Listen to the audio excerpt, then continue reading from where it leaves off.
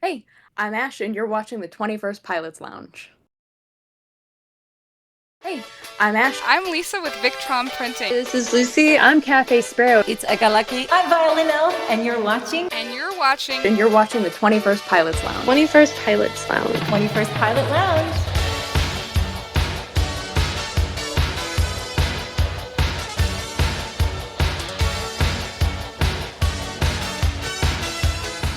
What's going on, everybody? It is your boy, 21st Pilot. How are you doing today? Welcome in to Season 3 of 21st Pilots Lounge. This has been a long time in the making here. This season almost did not happen. However, with some thought and many mental battles and overcoming adversity, mental adversity, I was able to pull this off. Also, there were a bunch of guests that I did not get on last season, so I figured, you know what? I'm going to reach out to these people again. And most of them said yes. Some I have not heard back from, some declined, and that's all good in the hood. Although deep down inside, I am heartbroken. Just kidding. Or am I kidding? I don't know. I don't know anymore. Anyway, that's not important. What is important is that we are here today, and you are going to love this interview. I promise you that. I promise you you're going to love every interview. I put my heart and soul into all these interviews. There's nothing I love more than doing the interviews, although the editing process can be a little tedious. Not going to lie about that. For those of you who do video edit, whether you do YouTube or you edit for other people, it can be a little tedious task, especially if you're doing it for free for yourself. Just like the Joker said in The Dark Knight, if you're good at something, don't do it for free. But if you're doing it for yourself, you might as well. You know, I mean, what are you going to do? Pay yourself? I mean, you could pay yourself. You could, like, I don't know, take money from one account, transfer it into another account, something like that. Have you guys ever done that before? Like if you had like a savings account and you had to transfer money to a checking or vice versa. Is that technically paying yourself? Today's guest is a guest that I've been wanting on the show for a very long time now. She actually played a big role in the concept and beginning of the 21st Pilots Lounge. She actually has her own talk show as well, which I saw very early on during my tenure here on Twitch during lockdown. And we're going to touch base on that, as well as talk about the 90s, talk about some old TV shows, music, everything pop culture for us millennials. These are for my fellow millennials and zillennials, maybe older Gen Zs, you know, or maybe even the Gen Z that may know about what the millennials liked prior to their time. I feel so much older saying that. Without further ado, please give it up for the lovely, the amazing CafeSparrow. What's going on, Britt? Welcome to 21st Pilots Lounge. You are our first, if not first, just chatting streamer here in the lounge. We've had musicians, we've had artists, we've had MMA fighters, we've had cooks. We've had pretty much a plethora here, but you are definitely unique. And I've been following this girl for about 4 years now. You're pretty much part of my early plethora. It's like you and Allie, the Songari, who I've been trying to get on here, who I noticed was... I'll convince her. Yeah, please do. If you could advocate for me. But because you got her on your show, which we're going to talk about a little bit, the Hot Seats. That's right. Which honestly, you were part of this inspiration, honestly. You're the first streamer I've seen do a talk show. I'm like, people do this on here? This is interesting. So thanks to our lovely guest, CafeSparrow, aka Britt, here we are. So how are you doing today, Britt? How was your Memorial Day weekend? How was Montreal? Is that where you went? Yesterday, yeah, I was in Montreal picking up my ex-girlfriend's dog, who we kind of share custody of. I don't know where. Oh, he's sleeping on the bed. He's one of the blonde spots on the bed right now. Aw. But yeah, it was good. She went to Portugal, so it's her first big trip traveling and everything. And I was like, I'm gonna watch Charlie because she'll be gone for a week and a half. So I'm excited about having him. And then today I was planning my own trip since I am going on a trip to New Zealand, which has been also in the mix for as long as you've been watching me, a little bit longer. It's been about 5 years in the making. I was supposed to go on this trip back in July of 2020. And of course, COVID happened. and it's the Lord of the Rings tour, and they only have select dates for you to go. And as a teacher, I can only go 1 month out of the whole year based on the dates they have available, because one of the months I'm still working in the summer, and then August they had to cancel those trips because of flooding in the areas that they go to.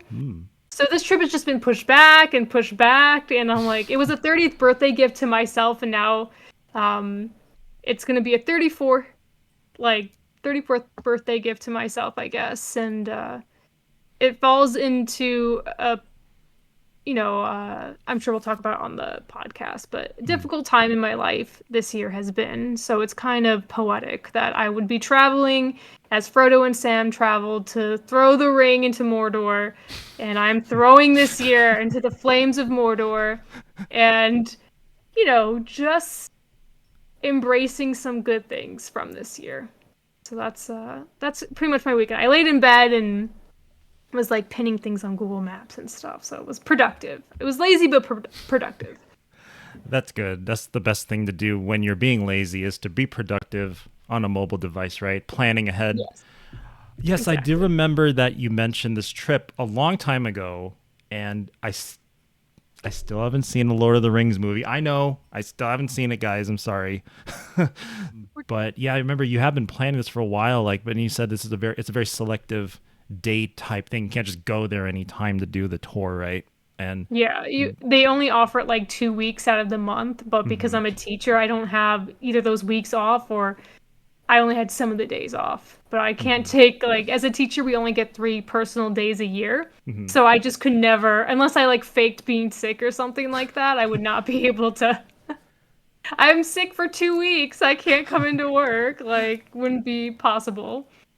Well, you could, you don't want to be that teacher that's gone for a really long time, the kids get stuck with a really shitty substitute.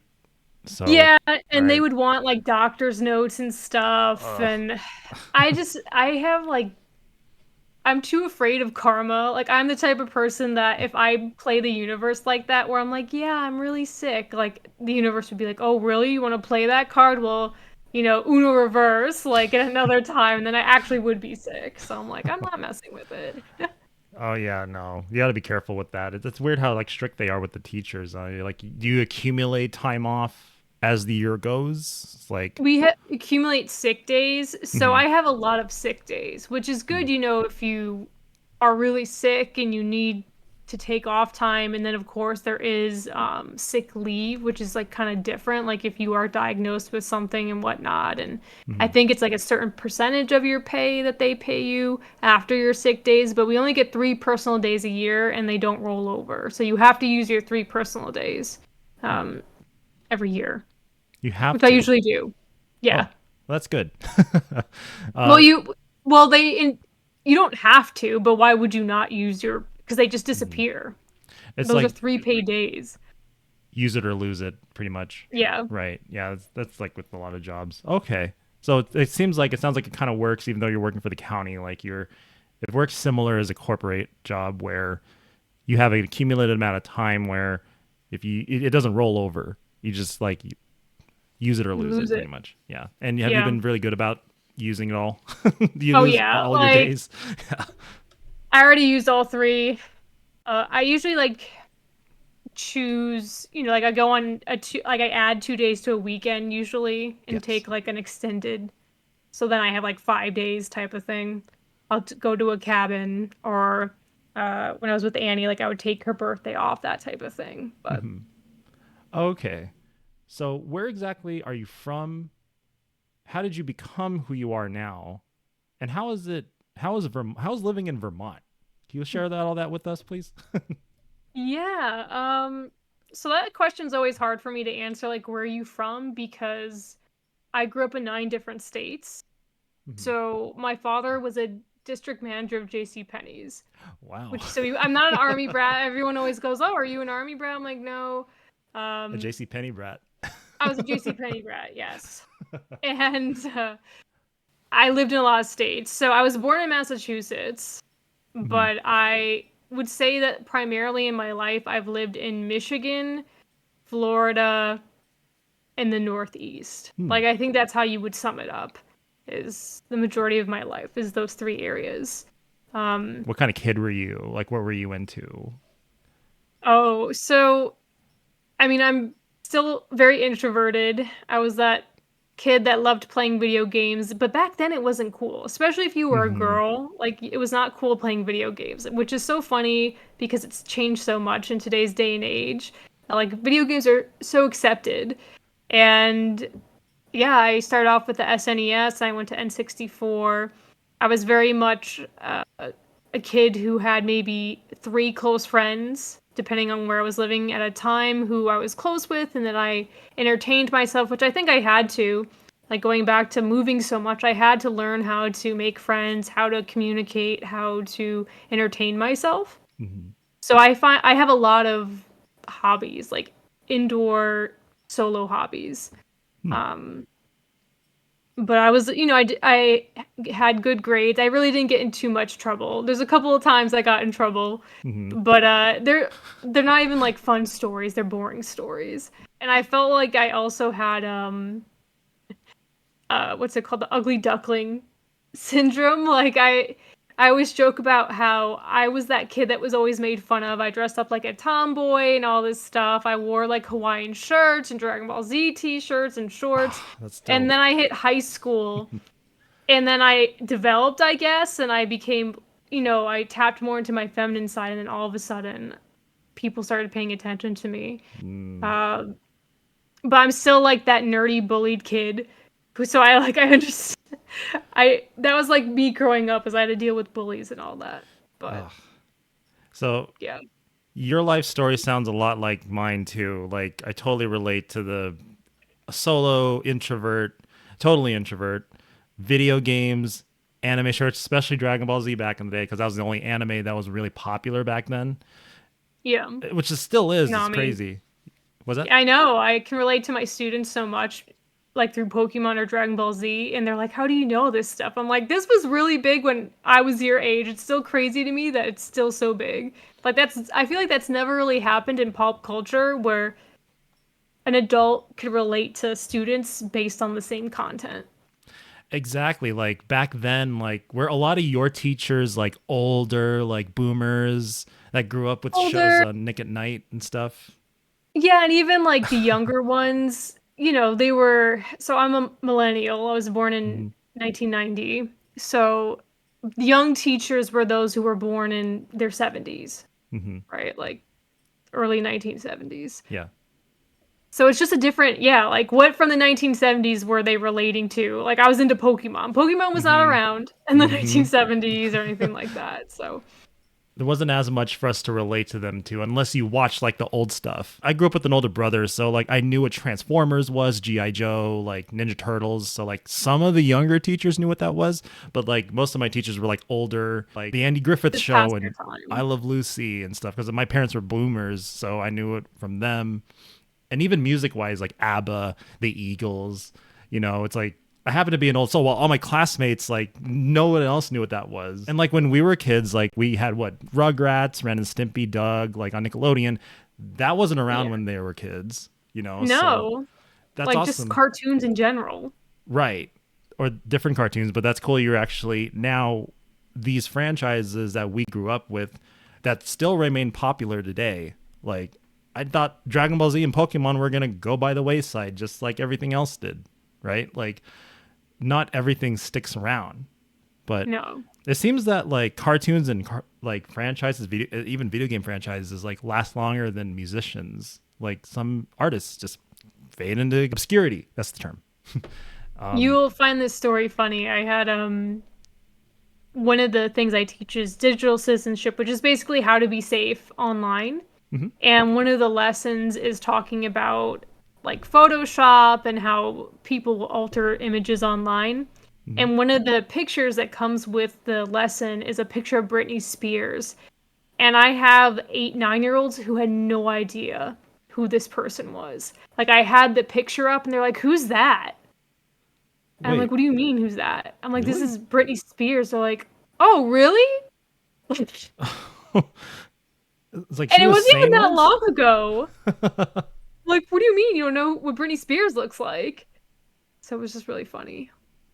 So it's like, obviously, like nowadays, she's seen more as like an insane TikToker, or she's kind of gone insane, you know? Like she's not out there still like Miley Cyrus or Madonna, even. Like, what happened to Britney? Like, she was so iconic back in the 90s when we were kids, right? Like, and it's just, she's like one of those celebrities that like lived a very toxic life. Had a lot of shit happen to her and stuff. So it's like, you can and you can't blame her. But at the same time, it's like, get yourself together. You know? Yeah, and it's so interesting too because I've talked to a couple of people like just because we can remember like early 2000s just the things that were happening to people when obviously they were having mental health issues. Like and people were just making fun of these people and nowadays it's like no, they need help. Like why are we allowing people to like make profit off of other people's mental health issues? Like that would never fly today. Like I'm sure people would take a picture or something like that, but they would be blasted online. Like they'd be like, "Why are you doing this?" Oh yeah, nowadays like there's so much back then you can get away with. I love how like we grew up in the same era, so we're both millennials, like elder millennials. Like you're what? You're probably like a year younger than me. Like what? 2 years actually. When's your birthday again? February 1990. So February. Okay. Remember, I was not gonna ask personal info, but or is here's your my birthday? social security, my birthday. This is the hospital I was born in. Gotcha. Like In which state? yeah, You just I grew up already in- said that. If That's they were true. paying attention, they would know. Exactly. Remember class? We were in class today. Got to listen to teacher. Okay. Yes. Alrighty. So pretty much you grew up as like introvert that got bullied, which I cannot imagine you being bullied, like given how confident you are. Was the confidence like built up over time? Like you eventually accepted who you were, or like how did that? Yeah, I guess so. I definitely was not confident in school. I think there was a pivotal point in the sixth grade where, and I'm like, why are these kids such assholes? Like, I remember my parents were going through a divorce. Hmm. And for those of you who are unaware, like, divorces still were not very common Oh, back when I was in like sixth grade. So middle school, we're talking early like 2000, 2001. And these kids would tell like say my mom's a slut or like a whore. And this was like the first time I've ever experienced something like that where I was like, what are you talking about? And then I would be made fun of because I'm a particular fuzzy person and you know, I wasn't shaving my legs and I was wearing shorts all the time and I had braces and when I was going through that, I think I just like accepted it. You know, like I would just have they would just make fun of me and I would sit there and try not to cry and then I'd go home and cry. Like oh man. and I don't know. I'm not even sure, but I remember from that point on I was like I don't want to be treated this way. Mhm. And you know, I tried. I think that's when I started dressing a little more feminine and things like that. And it's not even like I was trying to change who I was. I was like, okay, I like this too.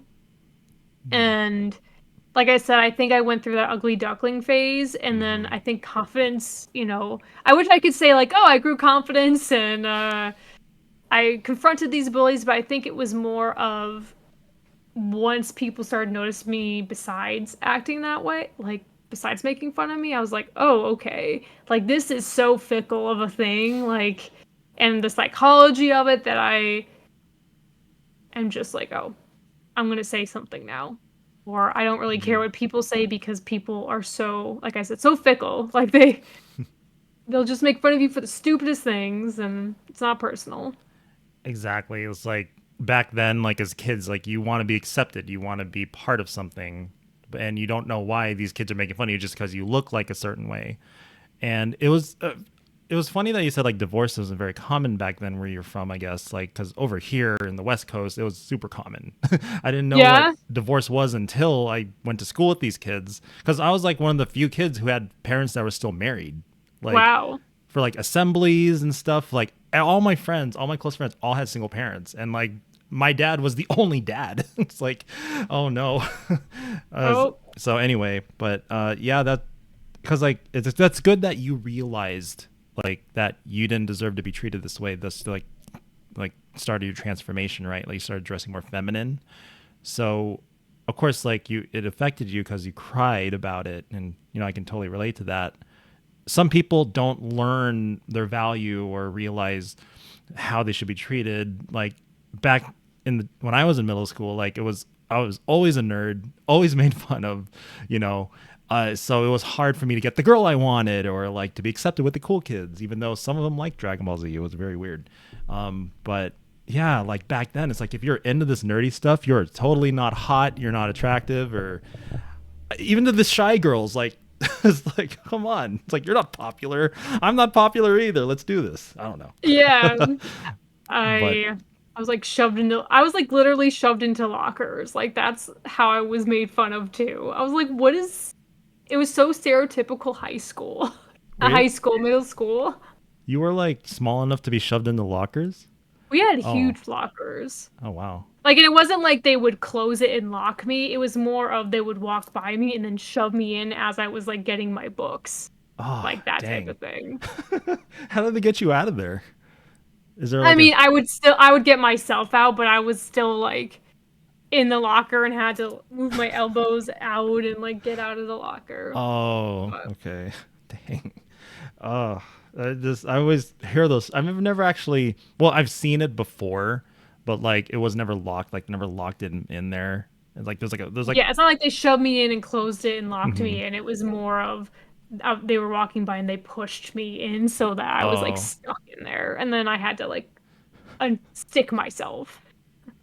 Dang, that sucks. No, I'm not laughing at you, by the way. It's just it's okay. I'm laughing at it because I'm like, wow. Oh gosh. Like, okay. I was like one of the bigger kids, so I was always mistaken for like an upperclassman. So like I was mostly challenged by the littler kids, like, and made fun of just for being fat and wearing glasses, and for being one of the few Asian kids in the school. It was mostly like Latino. It's like sometimes I would but then later on, like there'd be more minorities moving in, so I'd be like accepted into the Latinos because I look like them. And I'm like, oh cool, I'm not getting made fun of for my race much anymore, but for my weight. It's like, anyway, it's just weird how it evolved. Even a bullying evolves. But I didn't mean to ramble. The thing, about like that. I said, they will find anything to make fun of you about. So you get to a point where you're like, oh, yeah. Okay. And then you transformed into a more feminine Britt. Is that like were like the bullies that were making fun of you finally like going like, oh whoa, ooh, who are you? Yeah, I had people wanting, like one of them wanted to date me. Like it was fun. Like, and then they completely forgot. And I had even mentioned, I'm like, did you forget like that you made fun of me in the 6th grade? They're like, I don't remember that. Oh, I don't remember that. What are you talking about? I'm like, what are you talking about? Like, really? How do you not remember that you called my mom a whore like every day? Like, what is wrong with you? They knew what they did. They just wanted to get with you. I guess so, but I was just like, like. no. There's other reasons, but I was like, no. That's when you should have been like, that's right, boys. Now you want some of this. That's right. Now you want some of this. Is Yeah, that what now you were doing? You want this. And I was like, nope. You're like, can't have this. Right. Hell yeah. High five. No. Yeah. And it's funny. It's like I had a boyfriend. I'm not sure if you knew this. Like I had a boyfriend for 5 years. You've mentioned this before, yeah. Yeah. But I mean, he was big nerd, like bowl cut. But it was just one of those things where I was like, I had the things in common with him, and he's still a good friend today. And but yeah, people were like, what? I'm like, well, I was like that kid. It's like just because I had this phase where I became more feminine or whatever doesn't mean I'm still not this person inside. So you just happened to like vibe with this guy. Was he just not like the kind of person people would imagine you being with, or like? No, and it sounds conceited, but I think it's like an interesting story because people are always like, what? But yeah, like people, didn't think that I would be with him. And he was just very like typical, really nerdy guy. Like I can pull up a picture if you want me to. But oh no, don't.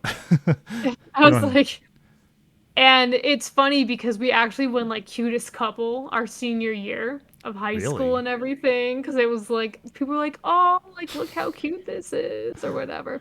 But I really liked him because one, we had things in common and we were friends first, and the thing that made me want to date him is we were in line to see Talladega Nights Oh, in awesome. like back in the day. And you this is like when you had to wait in line to get into the movie theater because like there were so many people. Mhm. And we were all waiting, and I decided like I wanted to get popcorn, and my friends were holding the line, and they all went inside, and he kind of had this moment where he looked at our friends going in, and he looked at me in line getting popcorn, and he went and he came over with me, and he's like, "Don't worry, I'll make sure that you have a seat and everything, and I'll wait with you." And that was like the thing that made me go like, I want to date this person. Um, so it's just that character, like that compassion and empathy Mhm. that made me go, oh, maybe we can be more than friends type of thing. But Really? So the fact that you realized that those traits in someone that attracted you towards a guy, right? So that's good that you became friends first, so you get to know him and whatnot, get a comfort zone, and then because for me, like in my experience and a lot of others, is that usually starting off as friends can be difficult because one or the other is afraid to, jump over that boundary and risk ending the friendship by, like, would you say that it's best if the girl initiates that or vice versa? yeah, and it's Mhm. interesting because before I realized I was not into men, I had this issue a lot, Mhm. where I was friends with a lot of guys, and down the line, like they liked me, almost all of them wanted to be more than friends. And then Mhm. some, once I said I wasn't interested in that way, like they just dropped me. And it was honestly very heartbreaking because I viewed them just as like a good friend, and that they couldn't, not be friends with me. Yeah. And I don't know, even to this day, like I can understand it, but I think there's a big difference too between being in a relationship with someone and then breaking up and being like, this is too hard for me because you've actually shared that relationship in terms of romantically, and then being friends with someone. Because I feel like you can be friends with someone, but they still haven't shown you this side romantically to them. So it's really hard to know what this person's like when you're in a relationship with them, to be like, oh, I can't be, it's too painful. Like, I can't even have a friendship anymore. And that always bothered me. But Yeah, I've been on both ends of the spectrum there, honestly.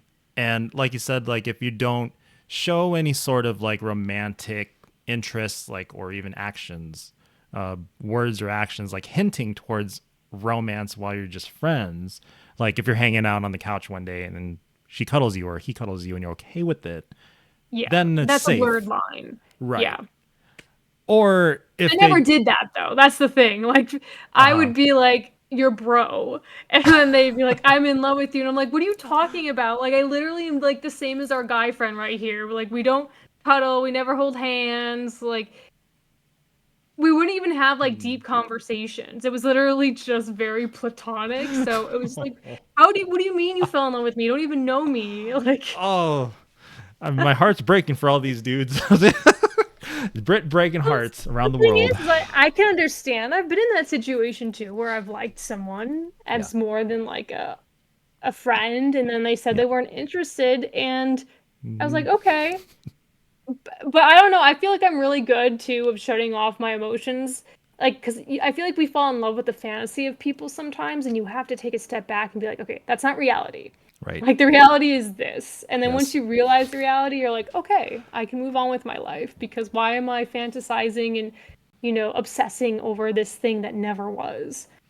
Uh, That's an awesome sign of confidence, showing that you don't need to lean on this person for emotional support and acceptance. That, and you're realizing that the idea, people, of dating someone is better than it's the idea is the really actual thing. Yeah. exactly right, because the idea is great. And then you start dating and you know each other, you get to know each other, no matter how attractive they are, no matter how hot they are. And really quick, like, not to get on the soapbox or whatever, but like, remember fellow nerdy kid that got made fun of, fat kid, never got the hot girl at school. I eventually got that. I had my ugly duckling moment pretty late, like transformed in my early 20s, got thinner. Even before I got thin, I was dating this really pretty girl that I never thought I would ever get with. The kind of girl is like, oh, dang. And then later on, you figure out how they are. You learn who they are. You realize how destructive they are. And no matter how hot they are, you just realize like how Girls. exactly the fucked up shit they do. Not all women are like this, obviously. I know. But every girl I've dated has been pretty much like, again, it was the idea of being together that kind of created that later on down the road.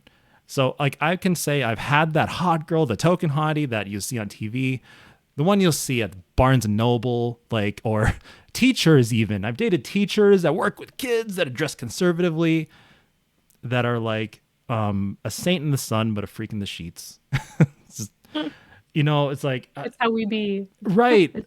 I just realized that like even teachers, I've dated a preschool teacher and a music teacher, and whoo, oh my God. Like, wait, is this how my teachers were off school? Like, were they...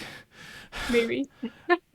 Right? It's like, even I was overwhelmed. It's like, I'm a dude. It's like, usually anyway, but yeah, I'm not going to get too into that. I don't want it too TMI, but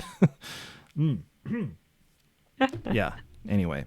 Where was I going with that? Anyway, so it's the person that you're having the fantasy of dating, even if you initiate it, if you're not right for each other, you're not right. If you can't find that connection with someone, it's not going to work, right? The idea is great, but like I'm sure you've been there with both guys and girls, right? Like, so kind of fast forwarding a little bit to like your adulthood, like when did you realize you came out of the closet? How old were you when that happened? How did you break it to everyone? If you don't mind sharing that.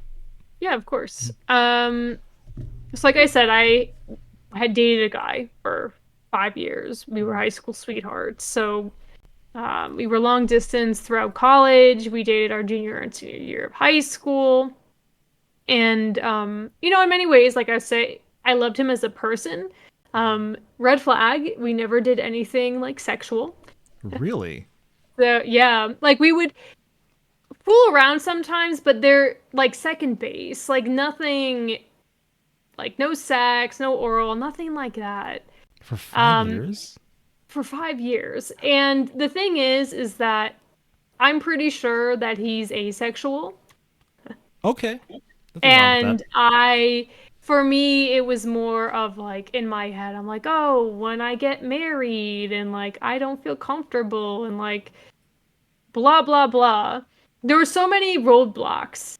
Like now that I've been with women that existed with men that I don't have with women, that because I didn't know, I just gave excuses for them. Like, oh, I'm afraid of getting pregnant. Oh, I'm afraid of going all the way with this person and we may not get married, or like, oh, what happens if someone catches? Like, so I had all those worries.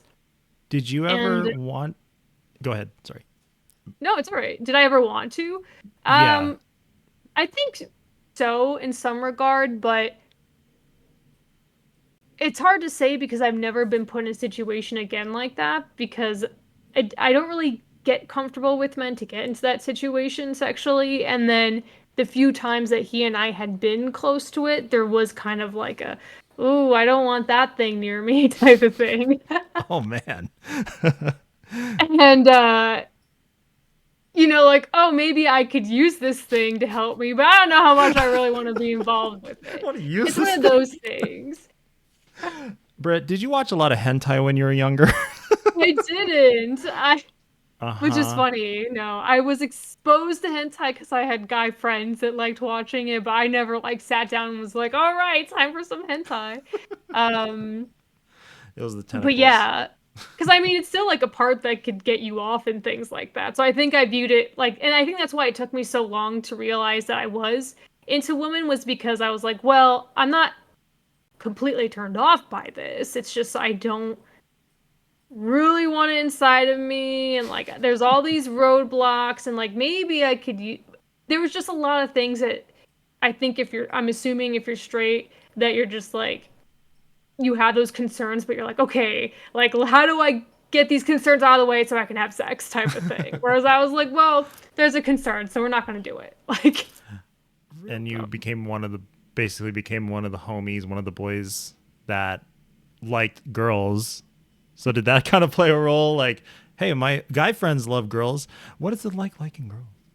Like, did that ever influence you at all? Like, you know, I mean, it was funny. Like, I feel it's so much easier now just to say I'm into women because I don't run into that problem I said when I was younger where guys would like fall in love with me. They're like, oh, it's not going to happen. And then it's nice because then you could just rely on the friendship. Like, they already know it's not going anywhere. So they're like, oh, okay. Oh, it's just when you said that when they confess their love for you and they can't be friends with you anymore, I'm just like, I feel you, dude. And it sucks to lose a friend like that, right? Like really don't want to be my friend anymore because I'm not going to sleep with you. Okay, cool. Exactly. It's like, dude, she's your friend. You should still value their friendship. You know, it's like understandable, like the feelings being Yeah. hurt, but it's not a very emotionally mature response. Like, it's okay to feel upset and be like, I need time, but like the objective, I find, like, correct thing to do would be like, okay, I need to be an adult about this now. You know, I think at the end of the day, they're just not your real friends. Would you say that? I mean, unfortunately, that's the truth, right? Like, if your friendship is literally based upon the potential of a romantic relationship, then that goes to show. And then if you're so fragile that you can't have a friendship with someone after, like, you have time to grieve and whatnot, I think that's okay.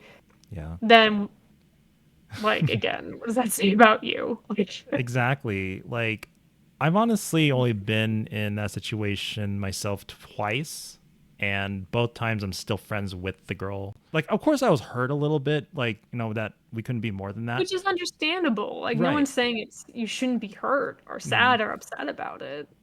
That's valid. Exactly. I just think that if the other person, whoever it is, guy or girl, should just focus and value more of the fun times that you have. Like, that positive should outweigh the feelings, you know?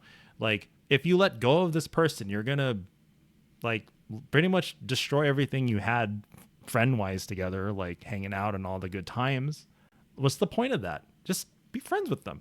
Find someone else. There's always other people out there that's not worth destroying a friendship over, you know? Yeah, and and like we said earlier, in love with the idea, like, which is not a reality. The idea. And that's yeah, and if you really want the best for people, like, and for yourself, then why would you settle for someone who doesn't love you? And why would you want someone to settle for you? Like, if you truly love someone, you know, and that, I mean, that comes even with breakups, like when you have been romantically involved and there is heartbreak, it's like, ultimately at the end, like, I can honestly say I want my recent ex, like, I hope I want her just to be happy. You know, like, of course it breaks my heart that she couldn't be happy with me, but, like, I want her to be happy. Like, I think that's what true love really is. Like, love is not, oh, I'm only going to love you if you love me back. It's like, I truly love you and I will always love you, but that means letting you go. Like, there's that saying, like, if you love someone, let them go. And it's so true because you have to. That is a really hard hill to climb. The true love, to where even if they dump you, which was in your nanny situation, and you were in love with this girl, like, you talked about her all the time, even when she was not around. Like, I wish we saw more of her in your stream, but like you said, that she was very introverted, right? And yeah, she wasn't much of the Twitch world or even she's very private. Yeah. And like the fact that it wasn't mutual, because non-mutual breakups are the worst. Let's be honest. You know, we've been there, and like, so did it take you a while to accept that? Like, did you ever feel like, oh, I don't want her to be happy? You only wanted her to be happy with you, like? Oh, for sure. Like, so it took and you a while. still, you know, it's only for the listeners, I got broken up with in the beginning of February. So it's been like almost 4 months. Yeah. Which is still very recent, I feel, because it was a 3-year relationship. So that's still very recent. Yeah. And I have my days, right? Like I have days where I'm like fuck this person. Like I can't believe that you would do this, blah blah blah. Of course. But I know like in that moment I need to let that out and like it's valid for me to be angry with how things went down. Yeah. Uh but I think ultimately like the majority of the time when I'm in a right state of mind and I'm not super emotional, I can honestly say like that's my truth is that I really love this person, and of course I would be ecstatic if she wanted to come back and work on things. She would have to like prove it to me and like show that I could trust her again. But Mhm. um ultimately, like I don't want her to be miserable. And if that meant she was not fully happy with me, one that I don't want that for myself. I want someone to love me as much as I love them, and two, I do like I it would give me pain to see her like that, to not be happy. Right. Because there's that bone within all of us with our exes that still care for them. Right. Mhm. So the fact that you became selfless about that's a really mature thing to do because if you let me know if you agree with this, it all comes with forgiveness. Like you have to forgive that person in order to move on. Whatever you Yeah. need to do, whatever part of it, there's always gonna be that part of you that's gonna be hurt. But you Yeah. can use that pain to learn to love yourself more and to accept that you can't force them to love you. You know, you can't force them to stay around, right? So it took me a while to get to that. Like, oh man, like when an ex came back around and they were with someone else, and I was like, oh, happy for them. I'm happy for you. Just kind of go over there and do it. Don't shove it in my Yeah, face. like You know, don't don't invite me to the wedding. yeah, Right? I'm not saying like if Annie came with like her girlfriend, she's not with anyone now, but if she did, like I wouldn't be like, okay, I need to not look at this and like not see it. I'm not saying I'm at that point yet, but Mhm. because you still have to care about yourself. Like two Yeah. truths can be true at the same time. You could still want someone to be happy and be like, I'm not ready to see that yet. Hmm. Like Oh God. You're making sure that she's not seeing anyone else, right? That why you went like, over shut to get the up. Yeah, dog. I have her dog literally right now. Uh, You're holding the dog hostage. You're not holding the dog hostage, are you? I'm holding him hostage until yeah, no, I'm just Oh no, I see what you're trying to do here. yeah. Were you guys' ideas of love different? Did that play a role?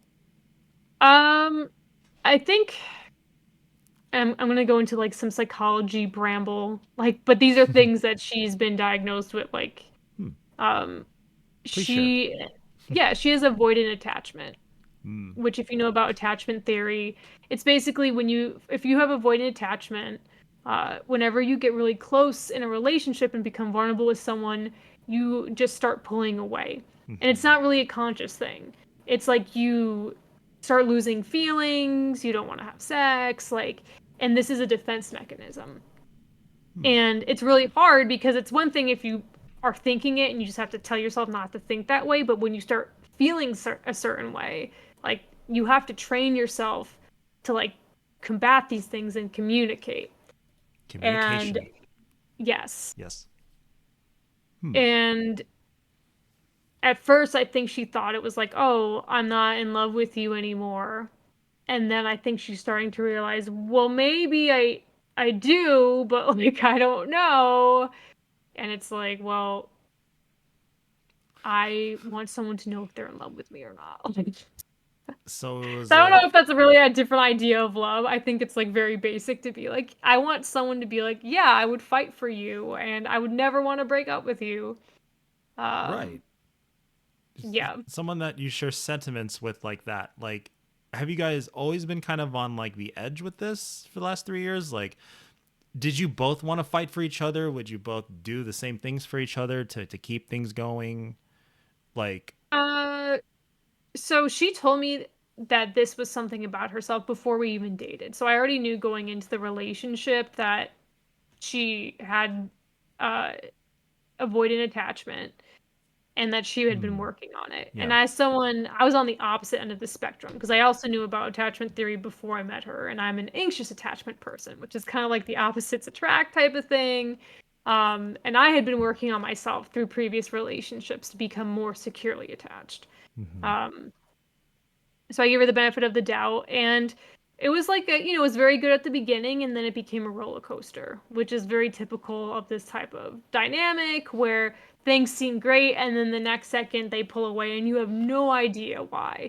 And it's usually after like an intimate moment or like special occasion or things like that. So it's very frustrating because it's whiplash like all the time. Um and I, you know, giving credit to Annie, like she stayed as long as she did because she did want to stay. And like she's still in my life because she does recognize that there is a connection and things like that. But I think this breakup was needed because for like whatever happens in the future, I think I need to work on things because in the relationship, I was so afraid of triggering her that she would break up with me that I didn't even bring up my own issues. And I just kind of held them in. Where she also didn't communicate because she was avoiding conflict. So I Oh think no. as people, like I've learned a lot, I feel in the last couple of months about myself and my own boundaries and stuff and I think she has too. And whatever happens, like I'm grateful for the relationship and I still care deeply and love her and I take it a day at a time. That's all you can really do afterward.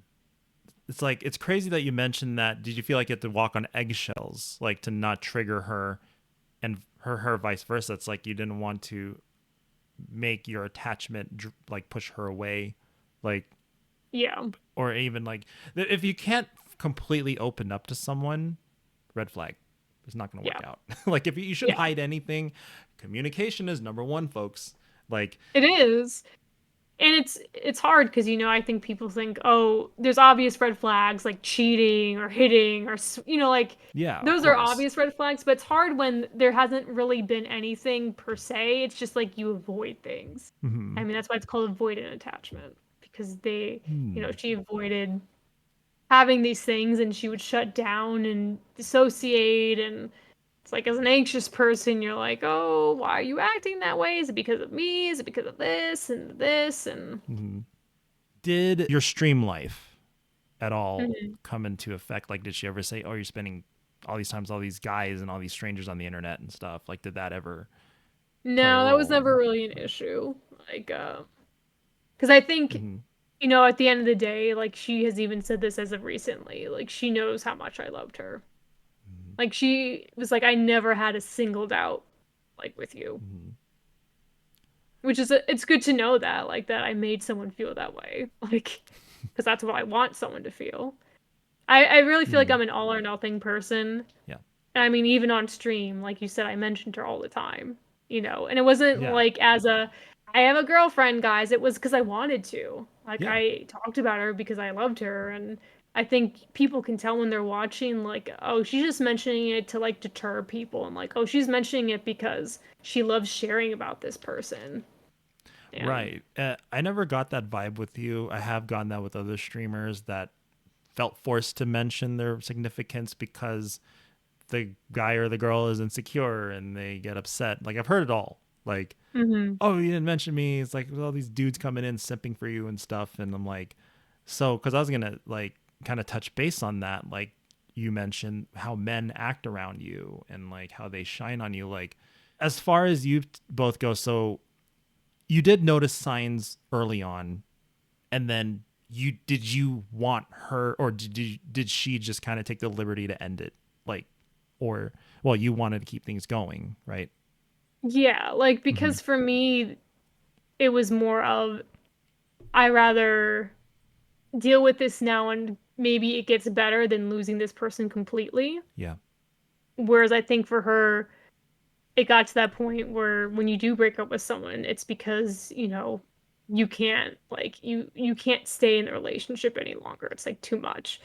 Um so I think that's it where it went. Um but I think for me too, because I think at the beginning I was much more communicative to her. Hmm. And, because I would say that I like to lean more securely attached. And of course, when things like this happen, you become more anxious. But Mm-hmm. I noticed that like she would pull away, and then she never brought up problems. And this is like a big thing with avoidant attachment people, is that they start to resent you because they won't bring up stuff. And it could be the stupidest little thing that could have easily been discussed through a conversation. But then they Mm-hmm. just start making a list of why things aren't going to work. And things, something as silly as like, oh, this person cut my sandwich a wrong way. If they knew me, then they would know how to cut my sandwich. Like stupid shit like that, where it would have easily been like, hey, do you mind cutting my sandwich this way? I just like it that way. And be like, oh, cool, yeah, sure. Like that would have been literally how you solve that issue. But it's little things like that that start to grow resentment towards that person. Because the thing is that Annie and I, to this day, like we've never really had an argument, which is healthy in some regards, but in many ways, I think you need to have debates and arguments because it shows how you do conflict resolution with someone. Mm-hmm. And you should know, like, if you get into an argument with your significant other, that you can resolve it in a healthy way. And we just, because it's unhealthy to not talk about things to avoid conflict, which is the case in point with her and I's relationship. And then, I think she just convinced herself that, uh, if you have to communicate with anyone about anything, then it's just not right for you, type of thing.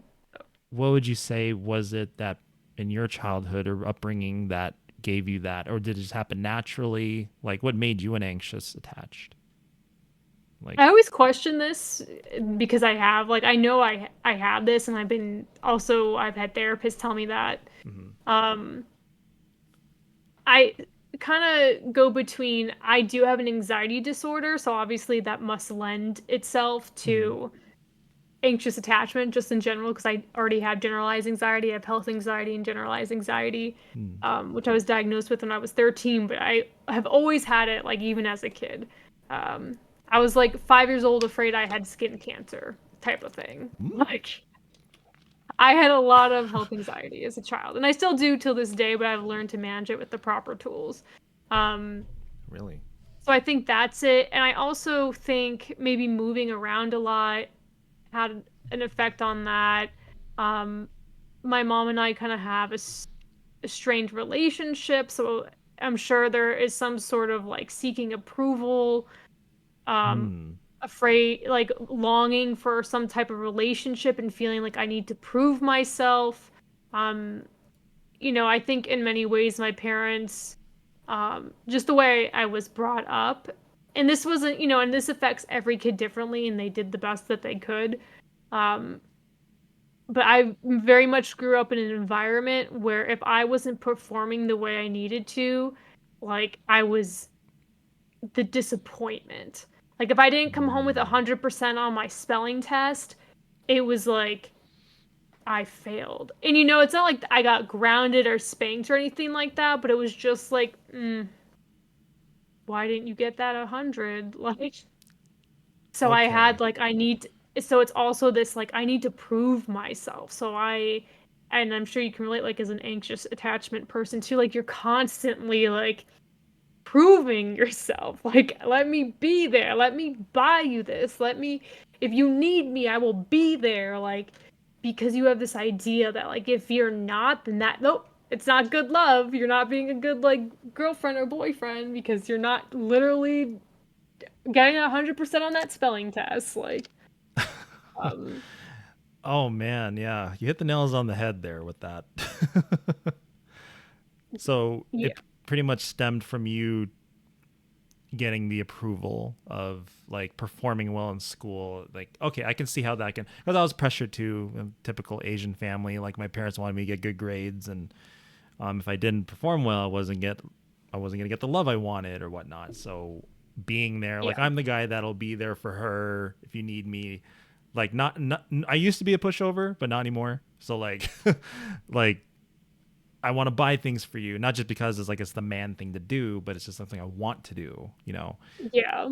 So it's like you feel that reassurance that they're, like you said, not good love if you don't show it, type deal. Oh man. And that's the thing that's like so hard to, and I was saying like with Yeah. with avoidant attachment people, like I think people think, for you and I, for an example, people must be like, oh, you think, oh, this person will only love me if I do this. That's not how it works. Like, it's an emotion. Like, I literally, you can, for lack of better words, have been brainwashed to be like, I want to do this. And it's good to want to do things, but like, we've been so programmed.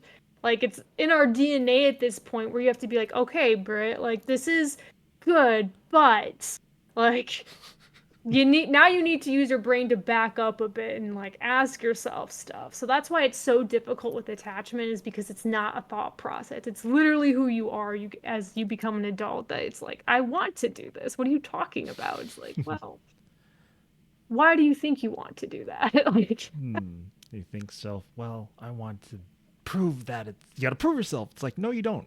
You know? yeah. And then it's the same with avoidance. Like, why do you think you're falling out of love? Like, why do you want to not be? It's like you have to like ask yourself these questions, and that's what that therapy is. But it takes a lot of self-reflect. And even to this day, like, I have to hit the brakes and be like, okay, like, calm down. You gotta calm down. Take a Yeah, breath. that's the hardest thing to do sometimes before it's too late. Yeah. So, do you think that who would be good for like an avoidant attachment person, like another avoidant attachment? Like, because you don't really see two of them matching. No, it's like it's the whole opposites attract thing, because like at the beginning of the relationship, they're both giving, the avoidant and the anxious are giving each other what the other needs. And then that's when it falls into that trap. And the thing is, like, I don't know, I've read a lot of stuff about this, and people always are like, oh, two avoidants, but they wouldn't even be in a relationship. That's like the thing, is that avoidants want so much free time, like they're afraid of like losing their self and their individuality, that like the relationship would be like, I see you once a month. They basically be fuck buddies. That's basically what it would be. That was what like that's what their relationship would be.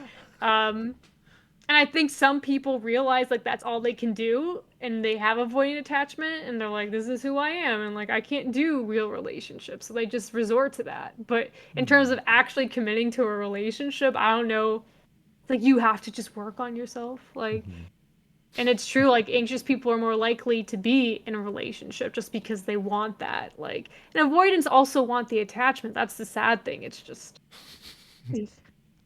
It's like You have those to are the go to couples. therapy. Yeah, those are the couples that don't sleep together in the same bed, that are never intimate. My parents were kind of like that. Like, they were both very independent, but they loved each other.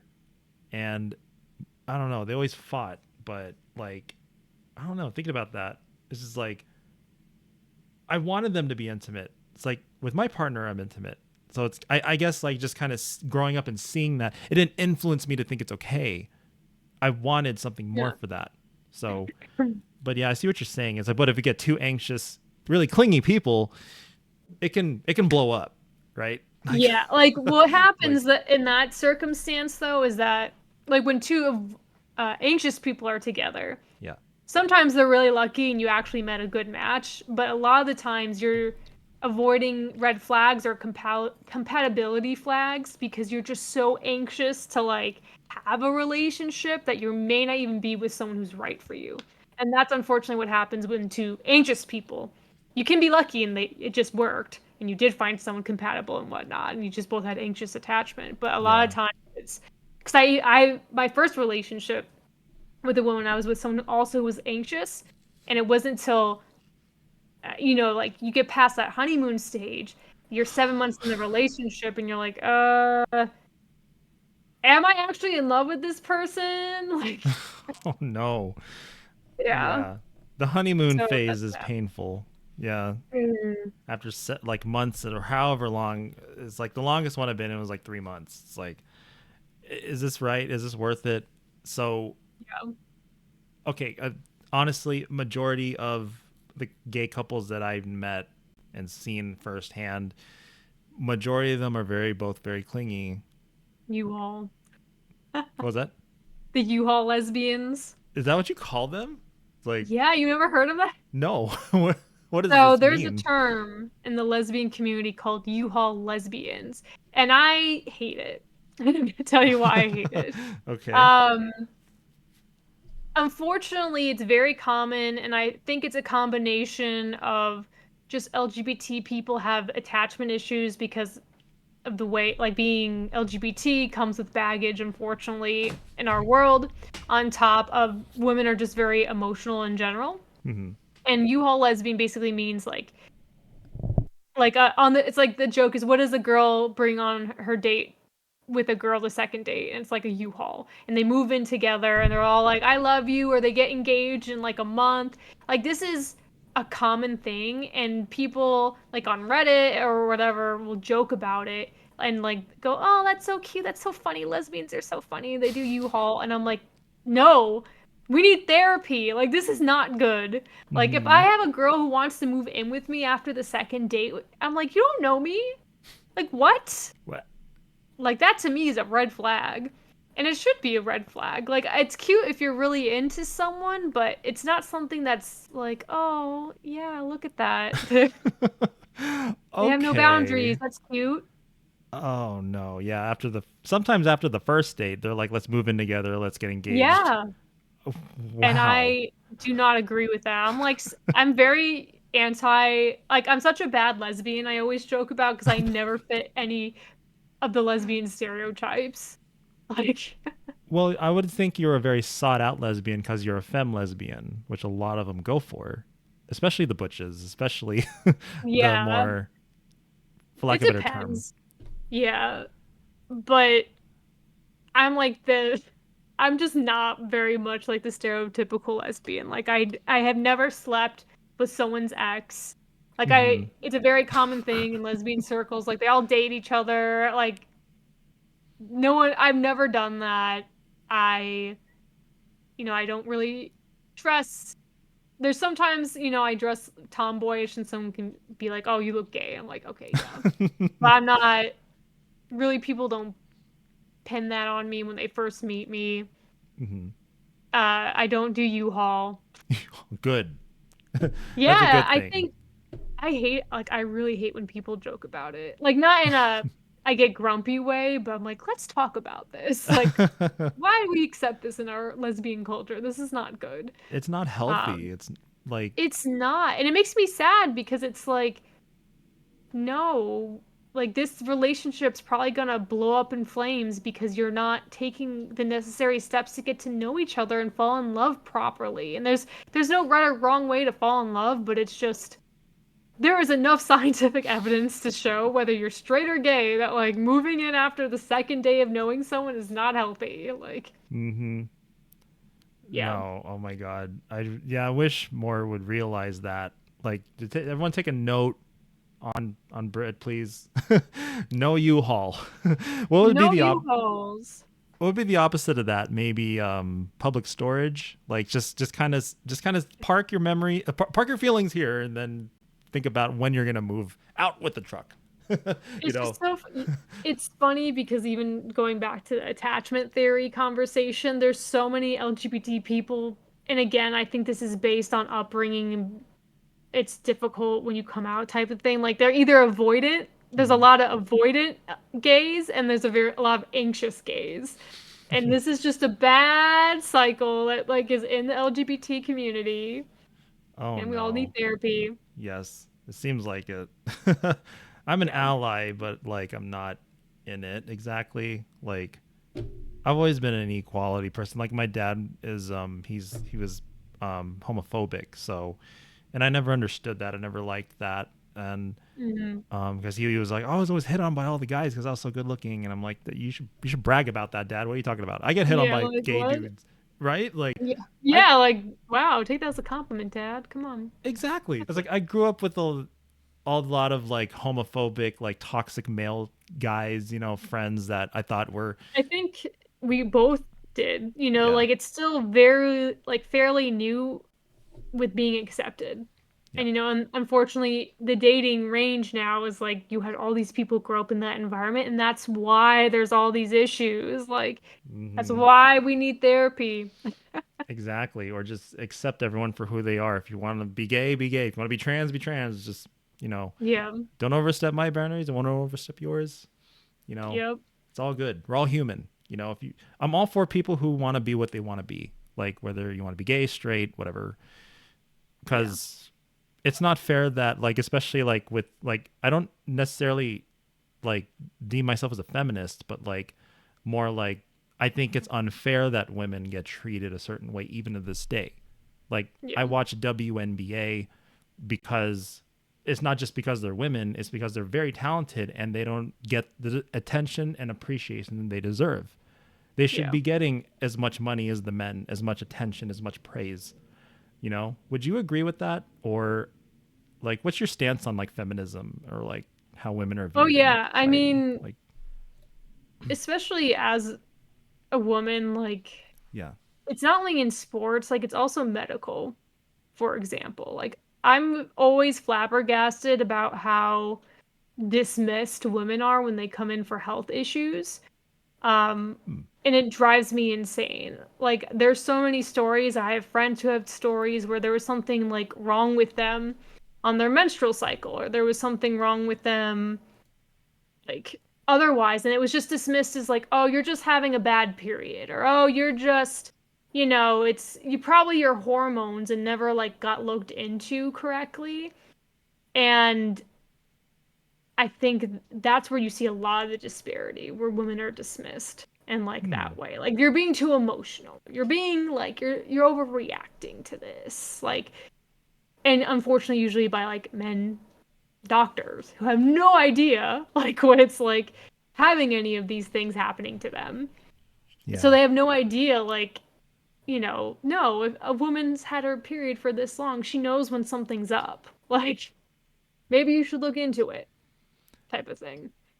Exactly. I think a good doctor should not dismiss anything that their patients say or think. It's like, but I get what you're saying. Like, oh, this isn't right. It's like, you're just thinking it's all in your head, or it's like, it's not valid, like invalidating somebody's just because it's like, that doesn't make sense. Like, sir, you're not a woman, even though you may know about it. You should never dismiss it, because if something happens to them, it's on your hands, buddy. Like one of the things that's crazy to me is that like I've never had an IUD because I don't need birth control. But all of my friends, every single female friend like who has had an IUD placed in has talked about how painful it is. And you can literally like Google and the sites will say it's not that painful, like it's not that bad, and like that's a perfect example of how like things are not catching up with the community. It's like, did a man write that? Like it's not that bad. Like really, did you have an IUD placed into like your uterus, like into your vagina? Sorry, your cervix. Right. And your whatever body parts down there. Your uterus or urethra, as the men have I think they urethra. put it near the cervix. Yeah. But I'm like, health teacher. yeah. Well, I've never had an IUD placed, so I'm like, Right. I know what's down there. I'm like, I don't know where they put the IUD. But yeah, it's like one of those things where I've never had a female friend tell me, oh, it wasn't that bad.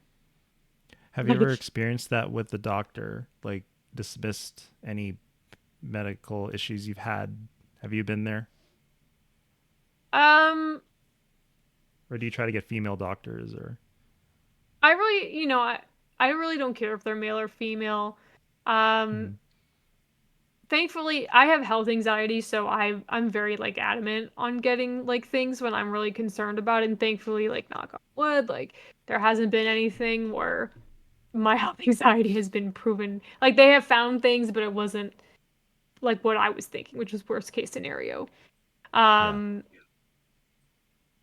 But I've had conversations like for example where I've had fibroids on my uterus, and like I went in for talking about a bad period, and they've been like, oh well, sometimes bad periods happen, and I had to be like, can you do a sonogram just to make sure, like that type of thing. Whereas like if I was like, maybe if I was a doctor, I'd be like, okay, you're saying that this is unusual for you, let's just double check to make sure that it's okay. You can never be too careful. So that's good that you are attentive to your health. And if you feel something's wrong, you get it checked out. Like I'm the same way. Medically anxious. When you mentioned that earlier, I was the same way. Like The health anxiety. Oh, health I hate anxiety. it. It Yeah. ruins my life.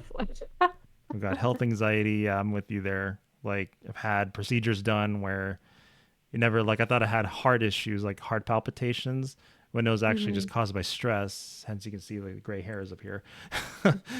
And so I went Especially to as you a get older, yeah, like things just happen to your body that, that never have happened before. And it is natural for things to just change and to feel things in certain places. But yeah, when you have health anxiety, you're so hyper focused on what your body should like when it feels different that you get triggered and you're like, it must be this. Like, I yes. need to get this checked out. When in reality, it's like, no, that happens. Your bowels get like less tolerant and like you're gonna have bowel problems now. Oh, It's just getting older. yes. Yeah, digestive issues. I've always had like acid reflux when I was a kid. So Hmm. like um even like you mentioned you were feeling that way as a kid too, like anxious about your health. That I remember one time like something as silly as like I was like sitting in front of the TV and my brother was like pointing the remote, like hitting the remote. Mike, I can't see, or I can't change the channel. Your head is in the way. I'm giving you cancer by emitting like the radiation into your head. I'm like, stop giving me cancer. And I just threw a pillow Yeah, at him. like, Oh, God. And I'm like, I'm running my, why did they have cancer? yeah. Oh my God. Just little things like that. Like, and then because like what made it worse was because like I was admitted to the hospital when I was like 5 years old to have a Yeah. tube, like was that a endoscopy? I had a tube down there stuck for like, Acid, hmm? for acid reflux. Yeah, I was vomiting a lot as a kid, and like I realized I was lactose. It's genetic. But so that kind of triggered that from then on. Like my brother would never had any of that. He was healthy. I was the sickly kid. But yeah. So I think did you have any major procedures like that when you were younger, or like were you pretty No, pretty and healthy? that's like the thing. Mm-hmm. I think it's like I said, I think I have generalized anxiety and Mm-hmm. and I hyper focused at a young age with health, and that's just it evolved into what it is today. Mm-hmm. Um, Same here. I think it was more of it's something as silly as you would see St. Jude commercials, for example, Oh and then just gosh. being like, "What's cancer?"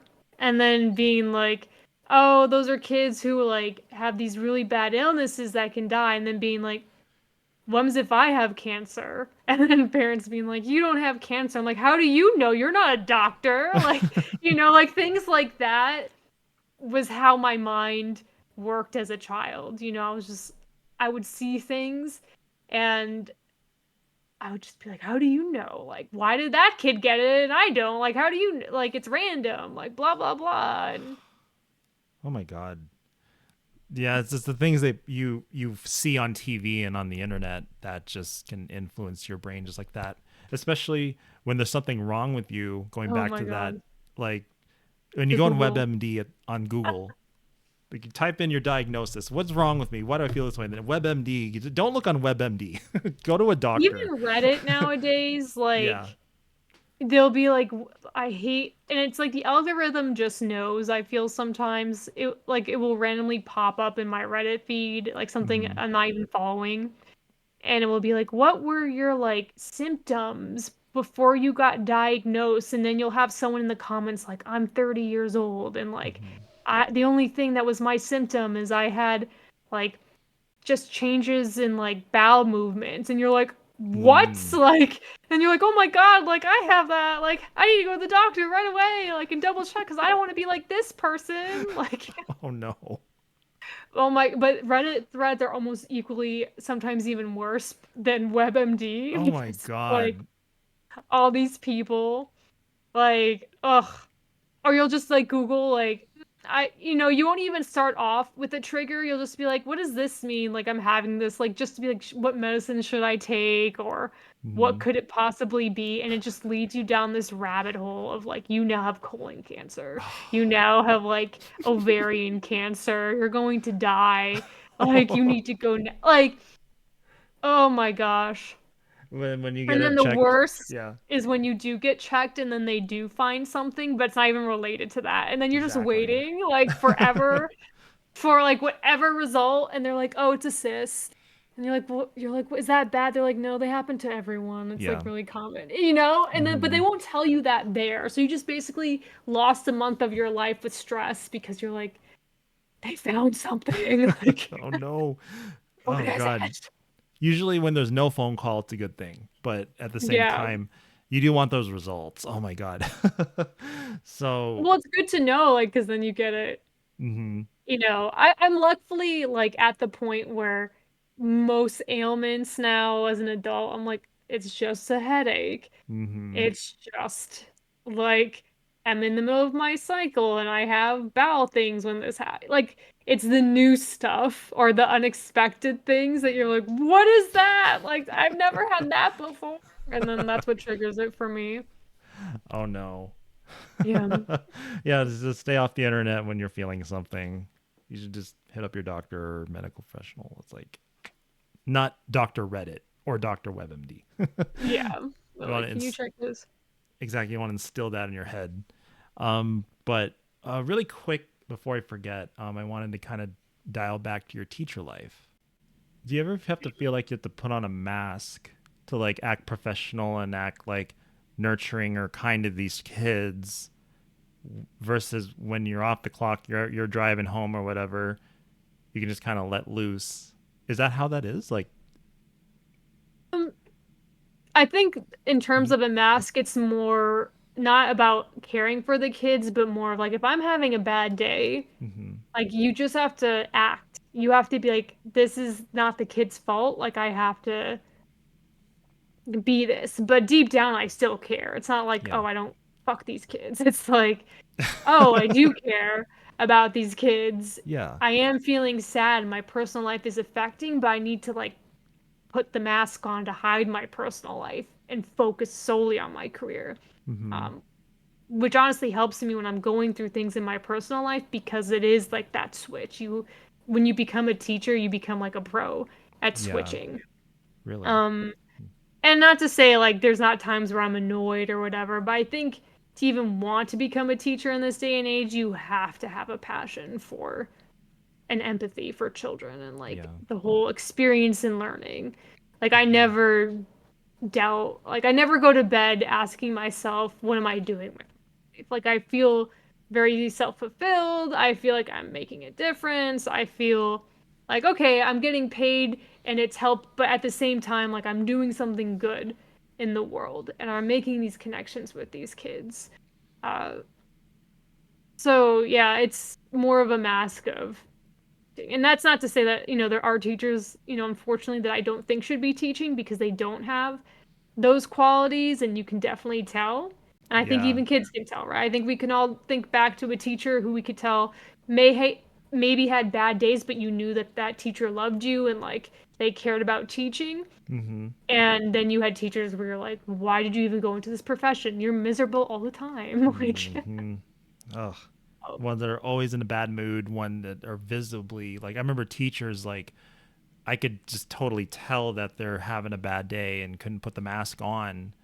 But like I was always like, do you have any students that care that you're that are close to you, like that care for you, that say, hey, Miss Britt, are you feeling okay today?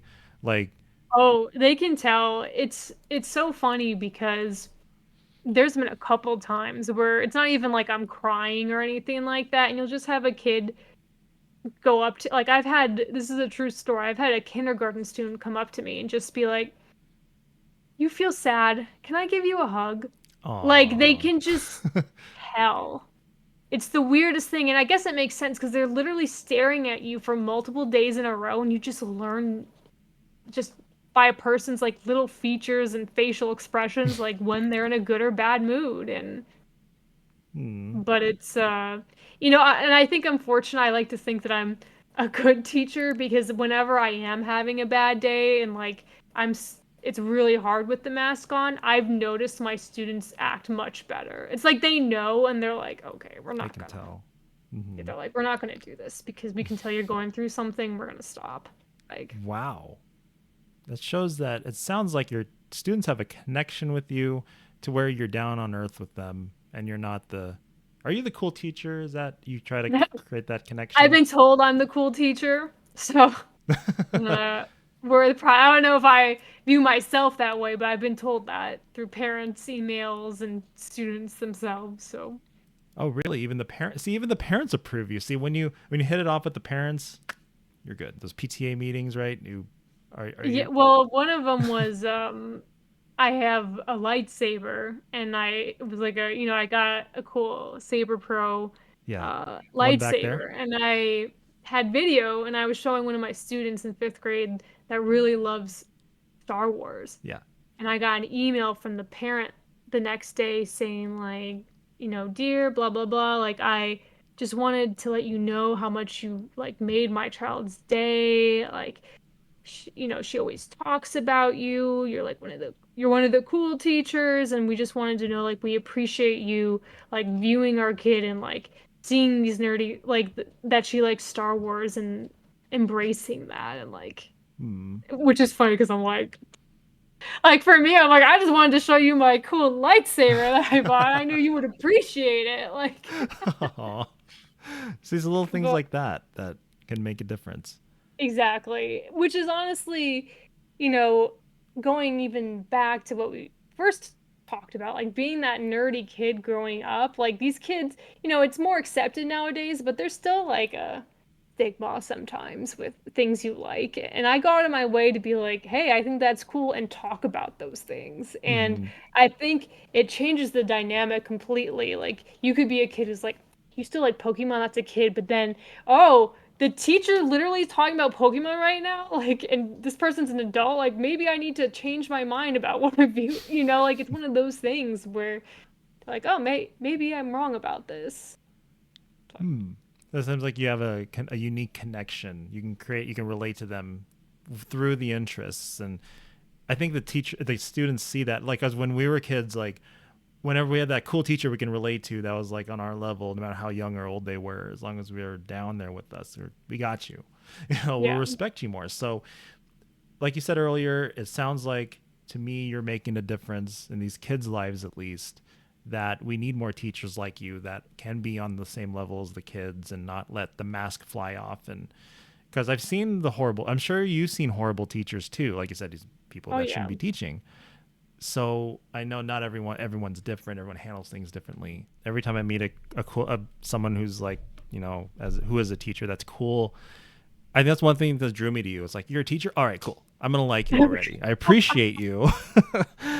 And The deranged yeah. person on the internet also teaches children. Oh Hmm. God, no. No.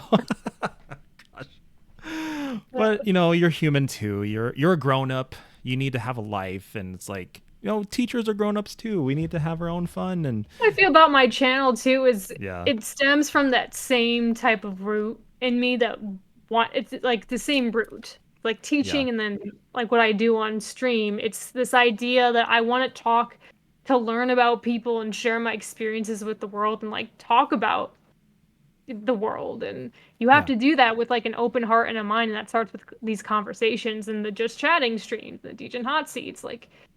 And sometimes you have basic interviews which are fine and professional, but it's like in this space, Hmm. as long as there's consent and everything, like you just like, no, let's get into what it is like being a human. And I've always had so many interesting conversations, just not having that barrier, the conversation, and being Hmm. like, oh, really? Like, how did that happen to you? How did you feel when that happened? This is how I felt. And you learn so much through that, just talking.